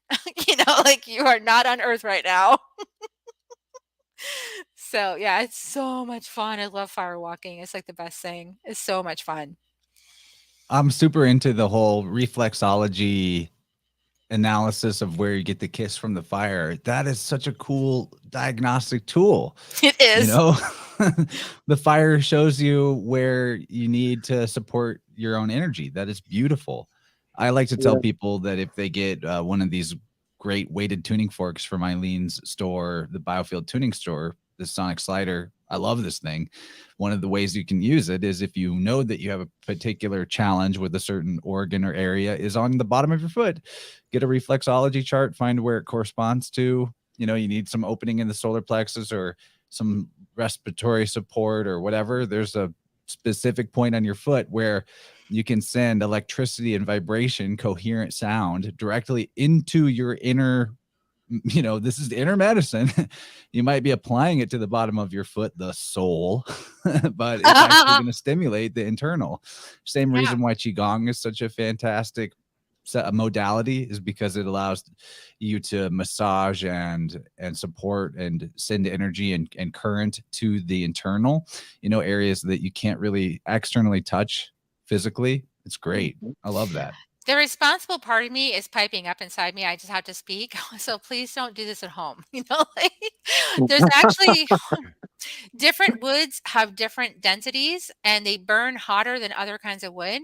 So, you know, it's really kind of an art to tending a fire and making sure you have the right fire, the right wood in order to do a fire walk. It is like a very specific process. Thanks And for telling me that. I might have just gone yeah, outside after the please talk. don't just like go burn any wood because you really might burn the shit out of your foot, you know? So like Kerri, that's such good advice. go to a professional. Like this is a case where you really do want to go with somebody who's been trained how to do it because you know you do want that safety, But especially kudos if you were brave enough to just set it up in your backyard. I mean, some people I'm sure do channel and that are bravery fine with somewhere. it, but I don't want to be responsible for that just in case there's some major thing that happens. And I do have an LLC just in case anyone tries to sue me. But like seriously, go with somebody who's trained how to do it, you know, the first time or second time. Learn how to do it yourself, you know, learn the right way. And then, you know, that's one of those things you do want to learn how to do correctly. So do you do these for groups? I at do. Your place out in Texas? Where are you in Texas? I'm in Austin area. I live north of Austin and I have a little spot called Lotus Bend Sanctuary that I love to do it at because it's a beautiful, beautiful space and we burn it right on the ground and we walk and it's beautiful there. Yeah. Oh, cool. So do you have like a calendar schedule that you do these periodically or? I have a website people can check in an email list, but yeah, I'm getting ready to schedule the next one because I really feel like I'm getting through the book launch, right? So the book is launching on Earth Day. Keep it weird. That's right. So I know Austin's got a little bit like tech lately. So it's a little bit like silicon, keep it silicon. And I'm not, you know, I'd rather keep it weird. I like to keep it weird better. But yeah, I want to do one in May. So I've just been getting through like book launch period and getting through the launch on Earth Day. And I'm starting to feel the fire. It's like, oh, we have to do it before summer because it gets so hot in Texas. You can't do it during the summer here. It's too hot. My poor husband would pass out in the fire. He's a fire tender. He would like, it can't be too hot like that. So we got to do while it's cool, kind of moderate temperatures. But yeah, it's amazing. It's a wonderful thing. I do it a couple times in the spring and a couple times in the fall, and always on New Year's Eve. So if you really want to do it, New Year's Eve is super fun. See, I live in Austin's sister city, Tucson. Oh, And cool. so, well, outside of it, but I mean, if you want to just firewalk it, July out on the asphalt is pretty good too. Yeah, and we were talking about the Hawaiian shamans. Their version of firewalking is walking across the hot lava. Yeah, that would be for real, right? That is some Man. stuff, and that was talked It'll about, be like, hard for me because I have like traumatic memories of some, I don't know, maybe it was called like Volcano, or there was some movie about a volcano erupting in, I don't know, maybe LA. And I just have this, I was a young child and I saw this scene where someone tried to walk through the lava because they had to, or they were saving somebody else, and they just like melted slowly down to, their feet were nubs. And I was just like, no, lava is so scary. It like really imprinted on me. So those Hawaiians, apparently man, they're able to badasses. walk across it. There was a case in like 18 something where a researcher went out there like to figure out what the heck are they doing out here. And the shamans got close to, they had to wait to get close to the lava because, it was hot. You had to wait to get close enough to it. And then at some point it was time. And the first shaman walked across. And then the guy's like documenting it, thinks he's just going to like watch. And then they're like, no, you're going across. He's like, what? And then they pushed him.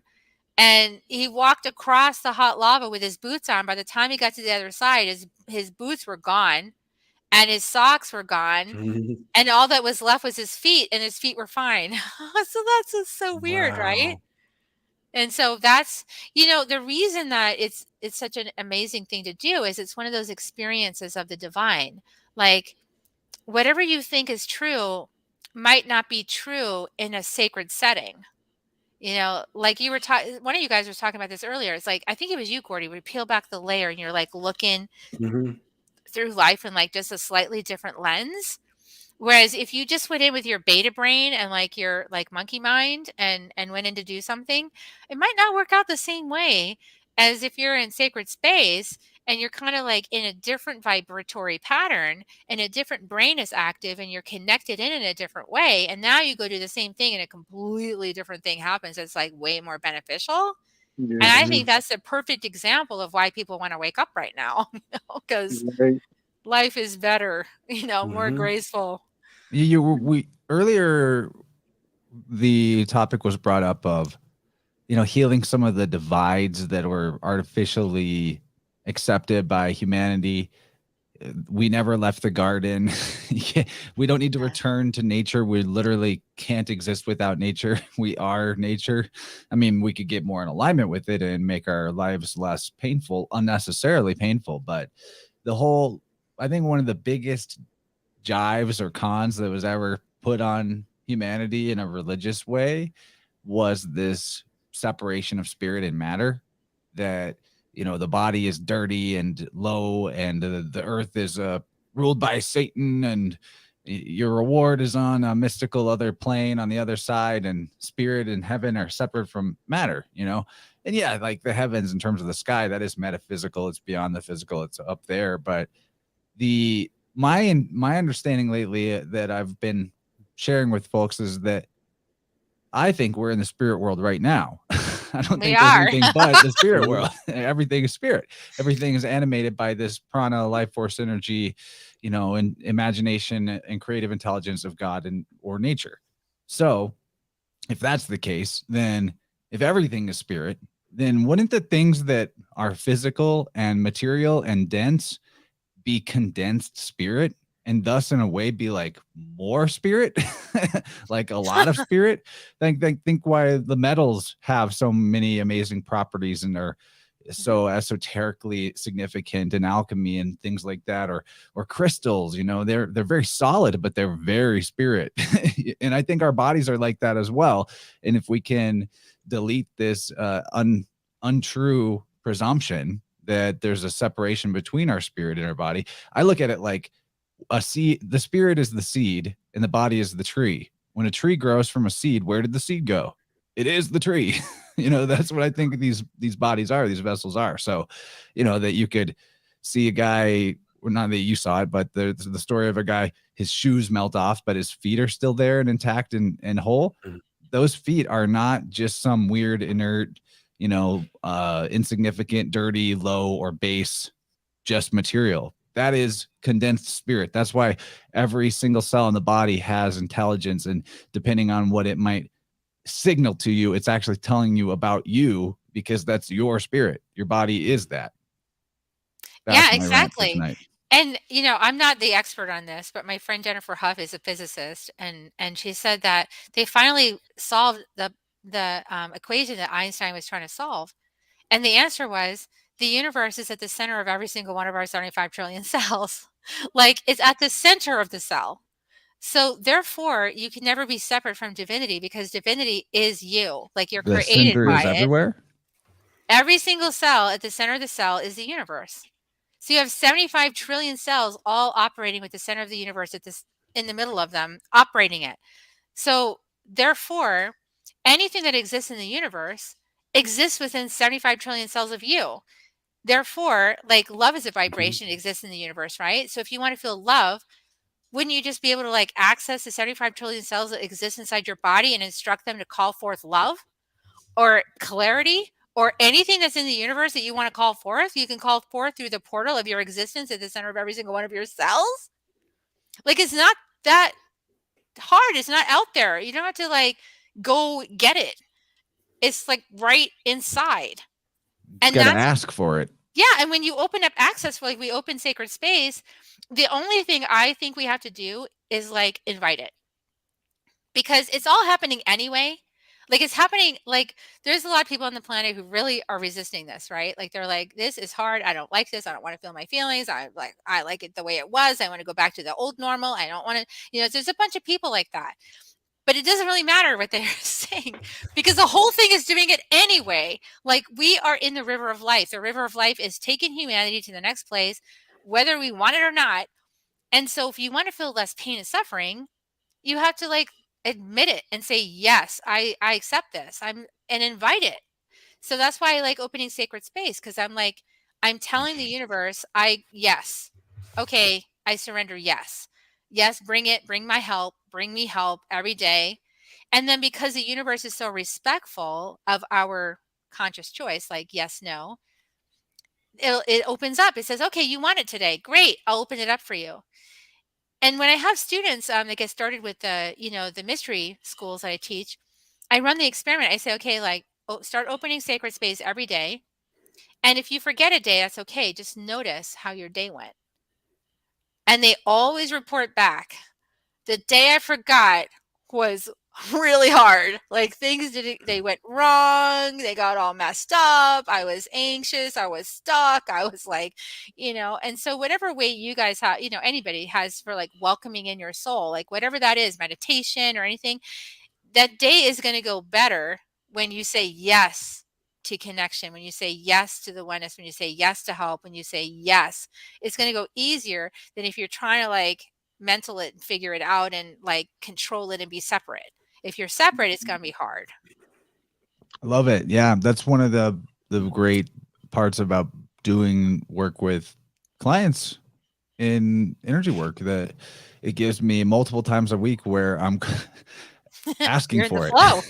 Let me, please make me the instrument of the higher force. I would like that to come through me and operate this whole procedure while I just sort of flow with it. That is a huge blessing to have an extra reason to do that. It's a really good perk at the job, Yeah. Like, I had like 8 sessions yesterday, like little 30-minute sessions.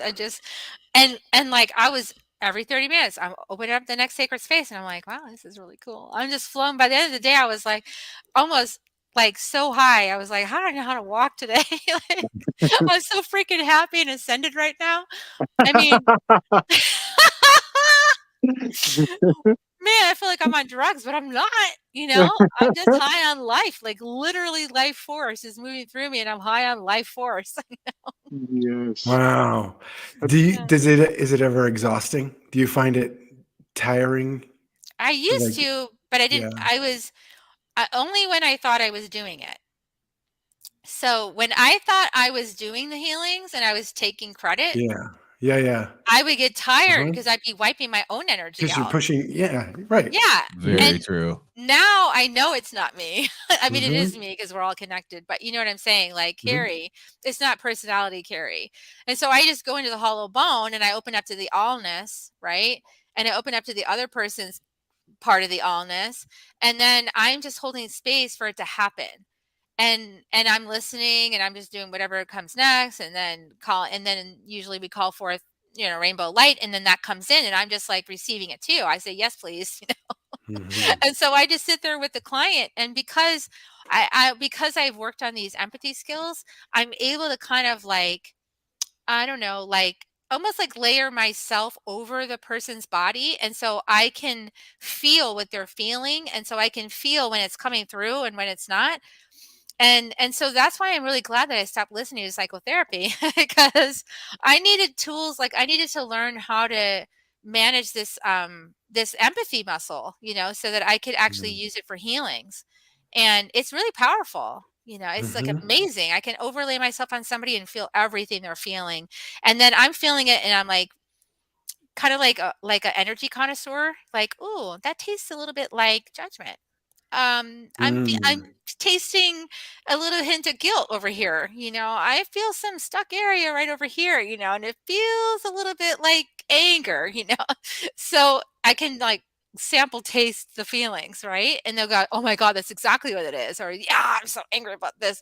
And they wouldn't even know what they wanted to work on, at the beginning, but I'm just feeling it. So I'm just telling them what I feel, because I'm not taking those not feeling pills anymore. I'm like, no, double up on feeling. Like, this is the best job ever. Like, I totally want to feel it all.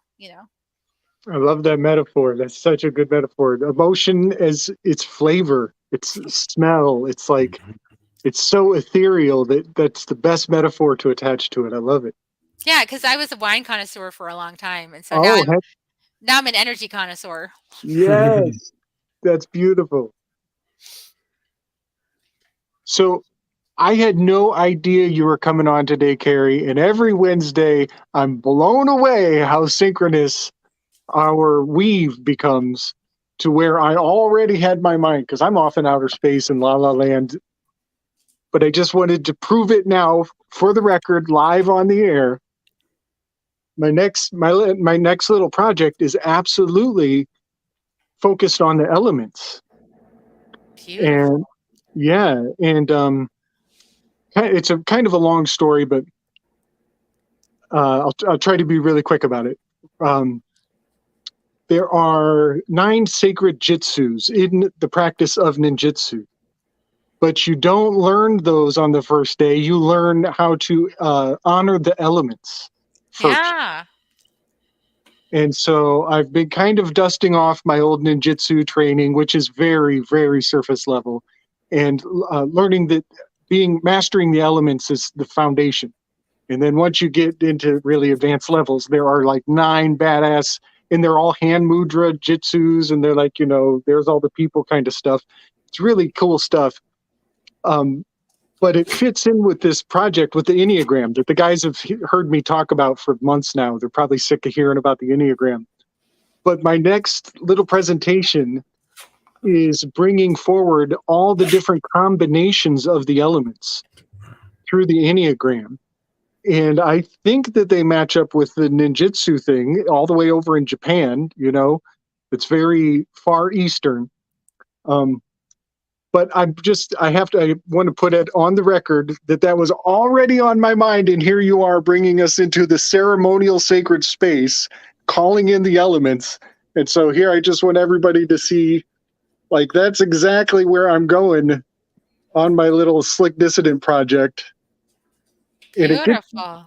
and it's just fascinating how, like, I get caught up in all the hullabaloo and all the symbolism, and it gets really advanced and crazy. But then I kind of take a step back, like the hawk, and see, like, from a much further away perspective. And I realized that there's like something more simple going on. So I just wanted to put that on the record. My next video is probably going to have a little shout out to you, Kerri. Thank you for opening Oh, our good. ceremonial space tonight. Yeah. Oh, I'm grateful. I'm grateful that you feel in alignment with the space, and that the space called you forward even before we got here, which is why I love synchronicity, because you realize it's all connected and we're all talking to each other all the time, even if we're not in the same room and we never met. We're somehow, like, I agreed to come on this thing and this podcast with Chance, and I even asked him to. I was, hey, can you help me share my book?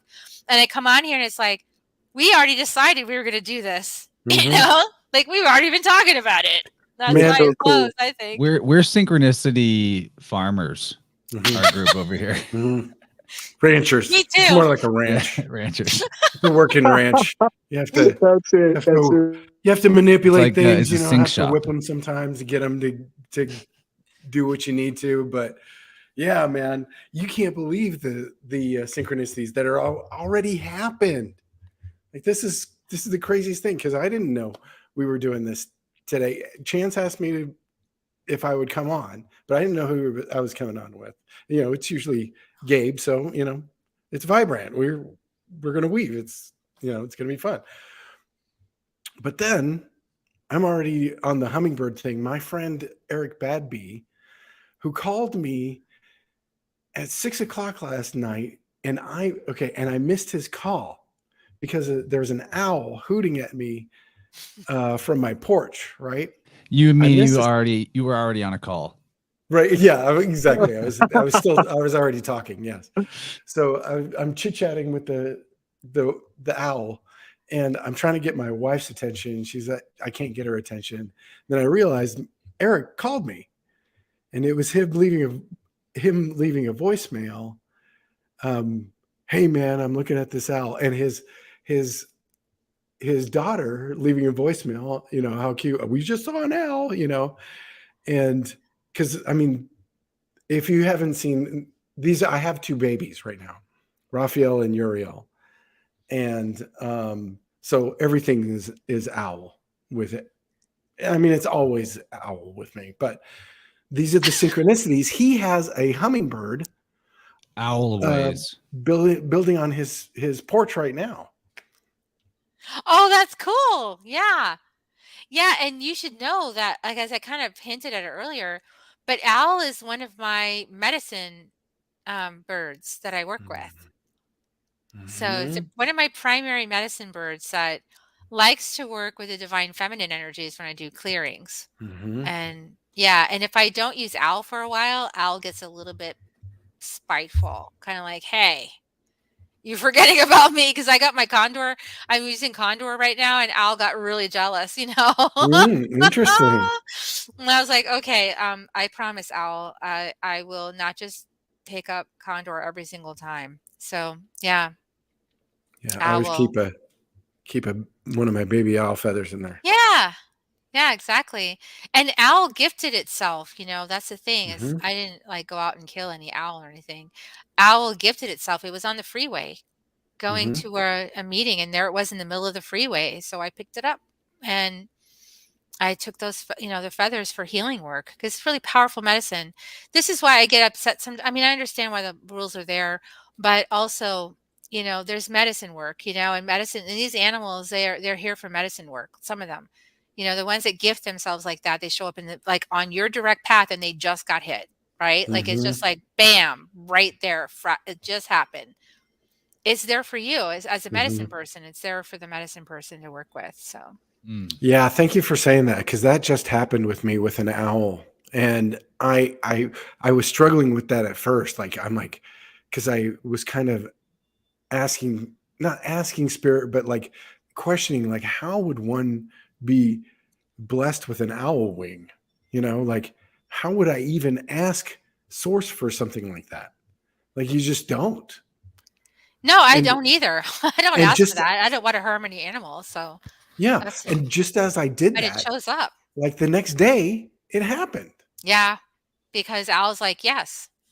Yeah. And it's a whole story I'm still processing, because it was just one of those powerful things. Like, see, you're starting to question yourself again, that magic isn't real. Like, magic is fucking real. Like, how many owls does it take? Owl is clearly your medicine. It's clearly your medicine. And I just want to say for everybody else, it's like, again, with the firewalking stuff, like, kind of let nature share with you, you know? Mhm. Like, I don't really agree with hunting. I mean, I'm just that person. I mean, everybody can have their own perspective on it, but I really feel like nature will give you what what is necessary for your path. And so if that means, you know, you, Gordy, with your owl all over the place in your life, and owl is clearly your ally, and then all of a sudden there's just an owl, it's just giving itself to you. Mhm.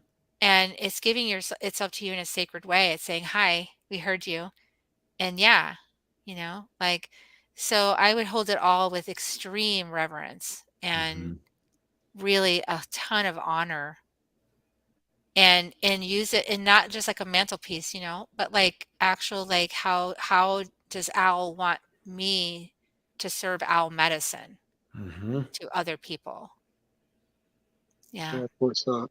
Yeah, you That's need to what's have up. Gordy on Soul Nectar to talk about his whole owl journey. I would love to hear about that. I heard a little taste of It's it. an I amazing transformational tale. Very, very awesome inspiration. I wanted to share something that Logan put into our Telegram chat. It's not very long, but he just shot this with his scope. This is the star Sirius. So this is what stars look like if you have your own telescope in your own camera. Check this out. This is Sirius. Serious business, y'all. Why isn't it? Wow. Was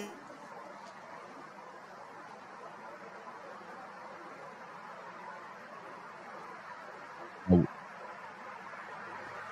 So StreamYard automatically mutes us while this is up. So if you want to talk, you have to unmute yourself. But check that out. That sure does not resemble what we're told stars are. It looks like a cymatic pattern. It's all It looks. rainbow oscillations. So amazing. I see approximately 9 sides. Yeah. I'm Good muted. point. You know what? I've seen I see stuff- 7. I see 7 sides. Maybe 8. Wow. Maybe it's shifting a little bit. It's dancing back and forth, right? Yeah, it's like I was talking about What the a moon. trip. You know, you look up close, it really dances. Yeah, thank you for Wow. sharing that, Logan. You're doing awesome work with your scope. That is That's incredible. amazing.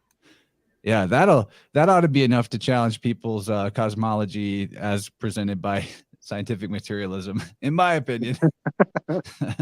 It's not the same as your NASA CGI stars. Really cool. Thank you, Logan. But yeah, we're going to move towards the wrap up. Kerri, I know we were supposed to talk about your book, and we talked about a lot of things that were in your book, but please take as long as you'd like to describe, you know, this inner medicine and the journey that book takes you on, and the release and all of that. Yeah. So, well, I'll just say that we've been having an experience of sacred space and the medicine wheel right here on this call, you know, so pretty cool. And, you know, you can kind of feel the trance state and the different reality that it creates. And that's what happens in the medicine wheel. So the inner medicine book is structured around the medicine wheel. It's structured around the 4 directions and the south, the west, the north, and the east. And it's structured around the spiral. So it's talking about shadow work. It's talking about the smoky mirror from the Toltec wisdom.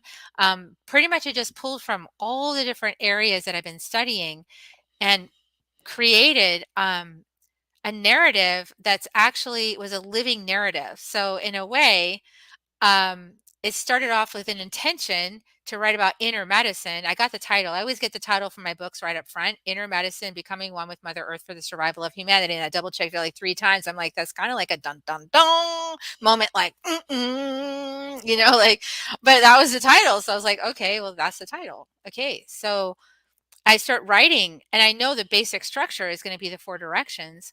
And then life just leads me into the mystery about what needs to go in every section. And so there's some obvious stuff, you know, like there's certain animal allies like serpent in the south. It's just obvious, jaguar in the west. But beyond that, there was a whole lot of topics that came up I didn't even know I was going to talk about necessarily. And then all of a sudden I was. I was like, oh, that goes in here. Of course it does. That's part of what I teach, you know, and I do the actual program. So it was really cool because I got a chance to have my own experience and then share that experience through some story, but then also flip into like the teaching mode, and then say, well, this is what this is actually about.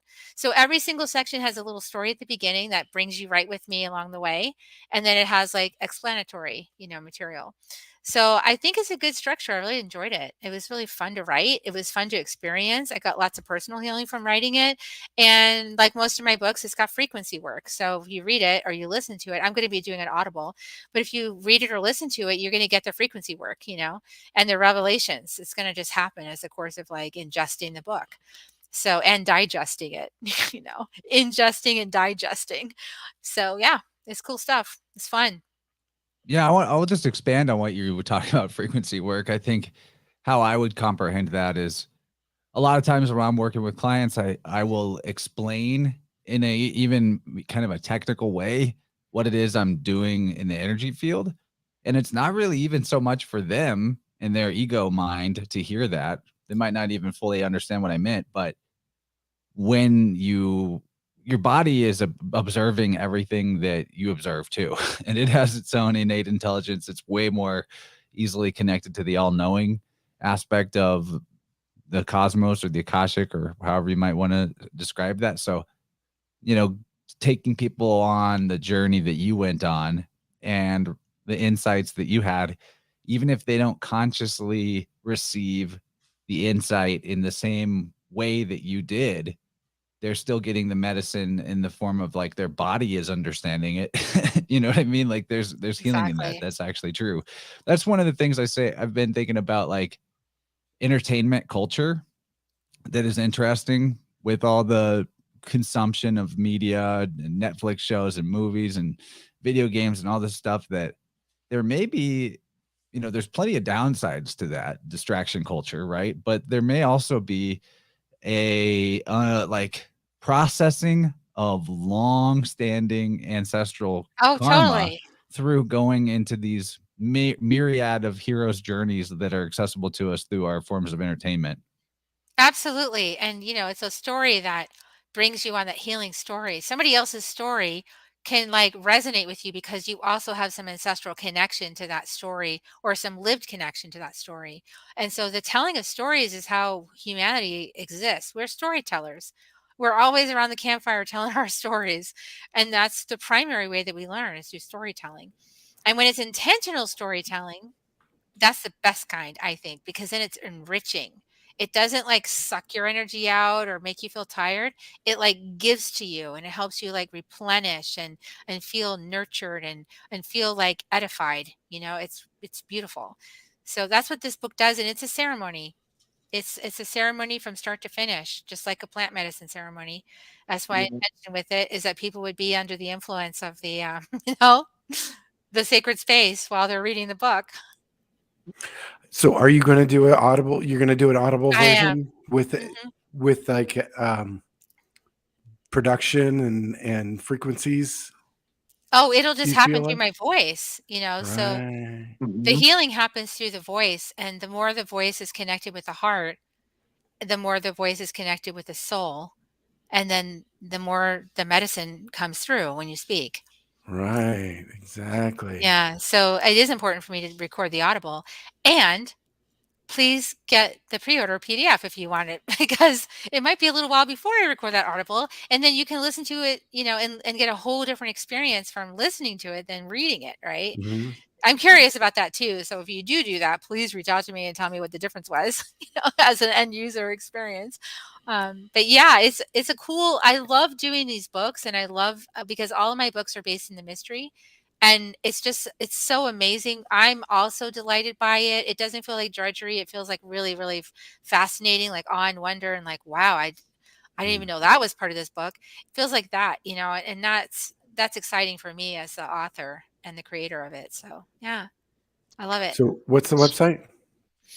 It's kerrihummingbird.com, KERRI hummingbird.com /inner medicine is the landing page for that book. Inner medicine, all one word. And there's a lot more going on that website too. What are some of the other things Tons. people can connect to you through? Yeah. So I'm getting creative with my launch. And so I said, hey, I'm going to do contest, you know? So if you want a signed copy of the book, I've got advanced copies, and you can send me Venmo or PayPal for that, and you'll get entered in the like contest. And when you get the book, just take a picture, like on social, like, hi, I got my book, and tag Inner Medicine, and I'll find it. And then you get like, thanks. You get entered into the drawing, you know, for the 333 that I'm going to do, like training, you know, 333 in training for whoever wins. Yeah. Cause I just want to create fun, you know, I want to gamify it if I can and just make some fun. I'm all about funning. Funning. But then you also have a podcast, right? I do. I have a podcast, Soul Nectar Show. And that website is Soul, SOUL, Nectar, because I'm a hummingbird, .show. And I interview Chance. It's actually coming out this Sunday. This coming Sunday is going to come out. So you get to hear Chance on my podcast and the conversation we have over there. My third time. Great. Third time, because Chance is popular on my podcast, and you actually are always in the top running. You know, I do like these monthly like top episodes kind of thing just for fun. I like to gamify things, and Chance like shows up so often in those top 10. Yeah, because he's like, he pulls at people's brains. You know, like he does. Yeah, he does. Both of these guys. This is why we keep showing up, is because both these guys, like, I don't think that way. So I'm like, oh man. Okay, so thank you for all that flattery. I feel great now. We'll have to share. Like, I am so into these sharing the stories too. You were talking about coming off of meds and those kind of things, and recovery from that kind of stuff. We'll have to exchange this. When I was in rehab, I was trying to get them to do a fire pit. They were like, somebody, you know, they were nervous about insurance, all that stuff. Anyway, that's one of those leaps of faith. Yeah. Right. It's all going to be fine. You have to actually attend a Firewalk to realize that. But yeah, I actually have a rehab center that's working with me, an addiction center. Right. Yeah.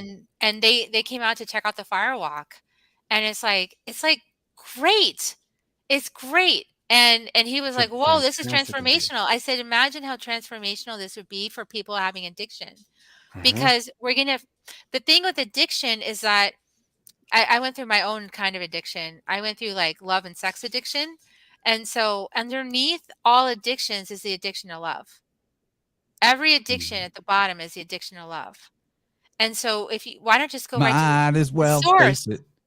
I'm addicted to love. Exactly.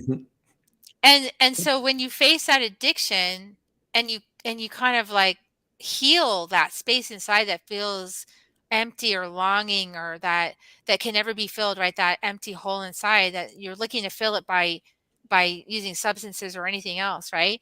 But you heal underneath to the love addiction. You don't need it anymore. It's like you can take it or leave it. It doesn't matter.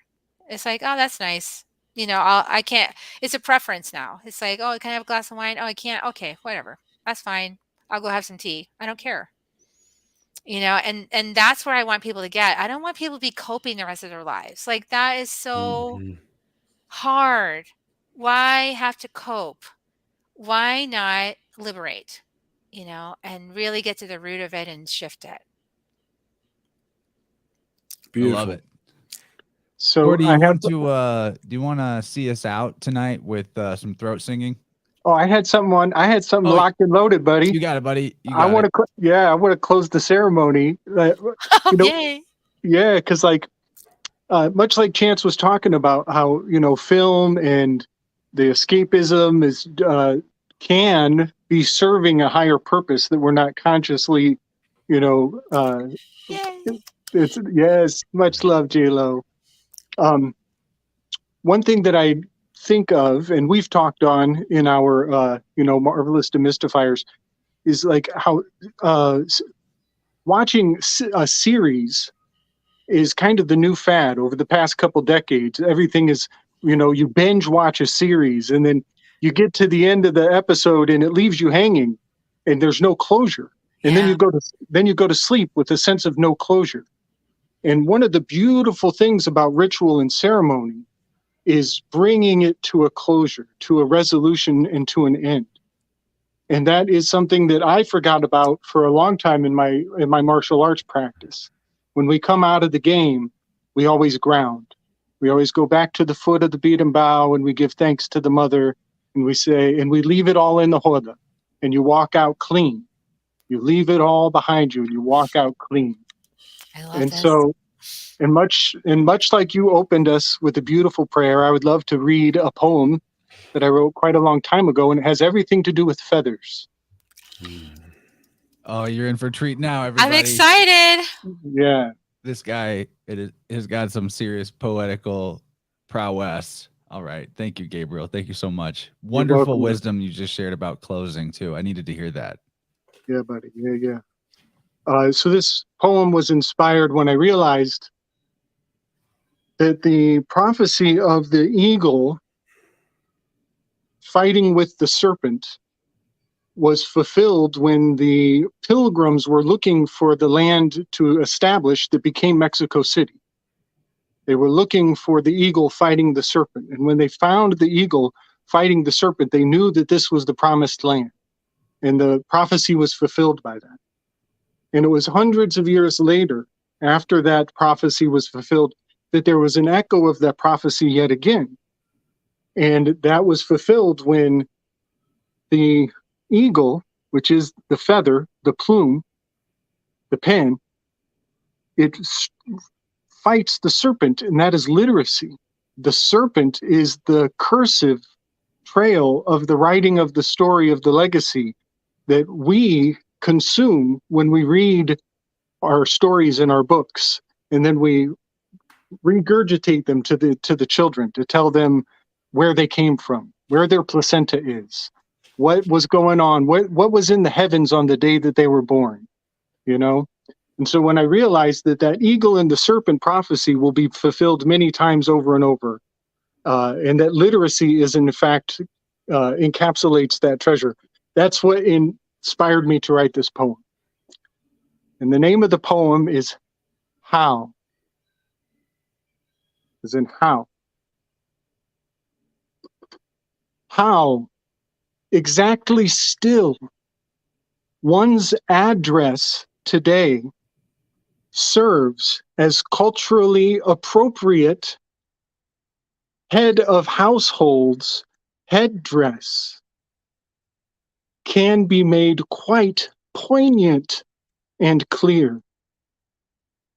Consider, if you will, the countless past feathers which served as stylists and quills, each spent with great effort into faded utility by many founding forefathers' hidden hands of renown. They drafted a vision of the elders, foretold many-plumed serpent, inked with dark blood of seagull, and formulated with lead, fashioned upon sheepskin. In the name of Columbia, Urbana, and Hope's dove, those men of forwardness all but devoured the carrier pigeon, thus lying the foundation of yesteryear's telltale Ouroboros circuit, today remembered as the Pony Express. The current civic domicile number provides nom de guerre redress, like the ceremonial headdress of old. Should some forgotten, exiled Hexos king return, finding ray of sun reason to don the wig of recognition, strict observance to ritual is still required to address the council of the High Court.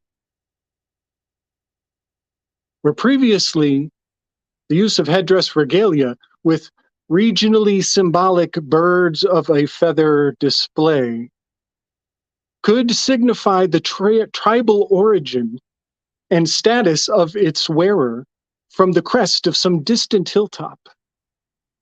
The address today grants its receiver even greater enhanced farsight. By Napoleonic urban design, the address conveys precisely what neighborhood the message was penned from, while with color-coded postage, it designates its own hopeful designation.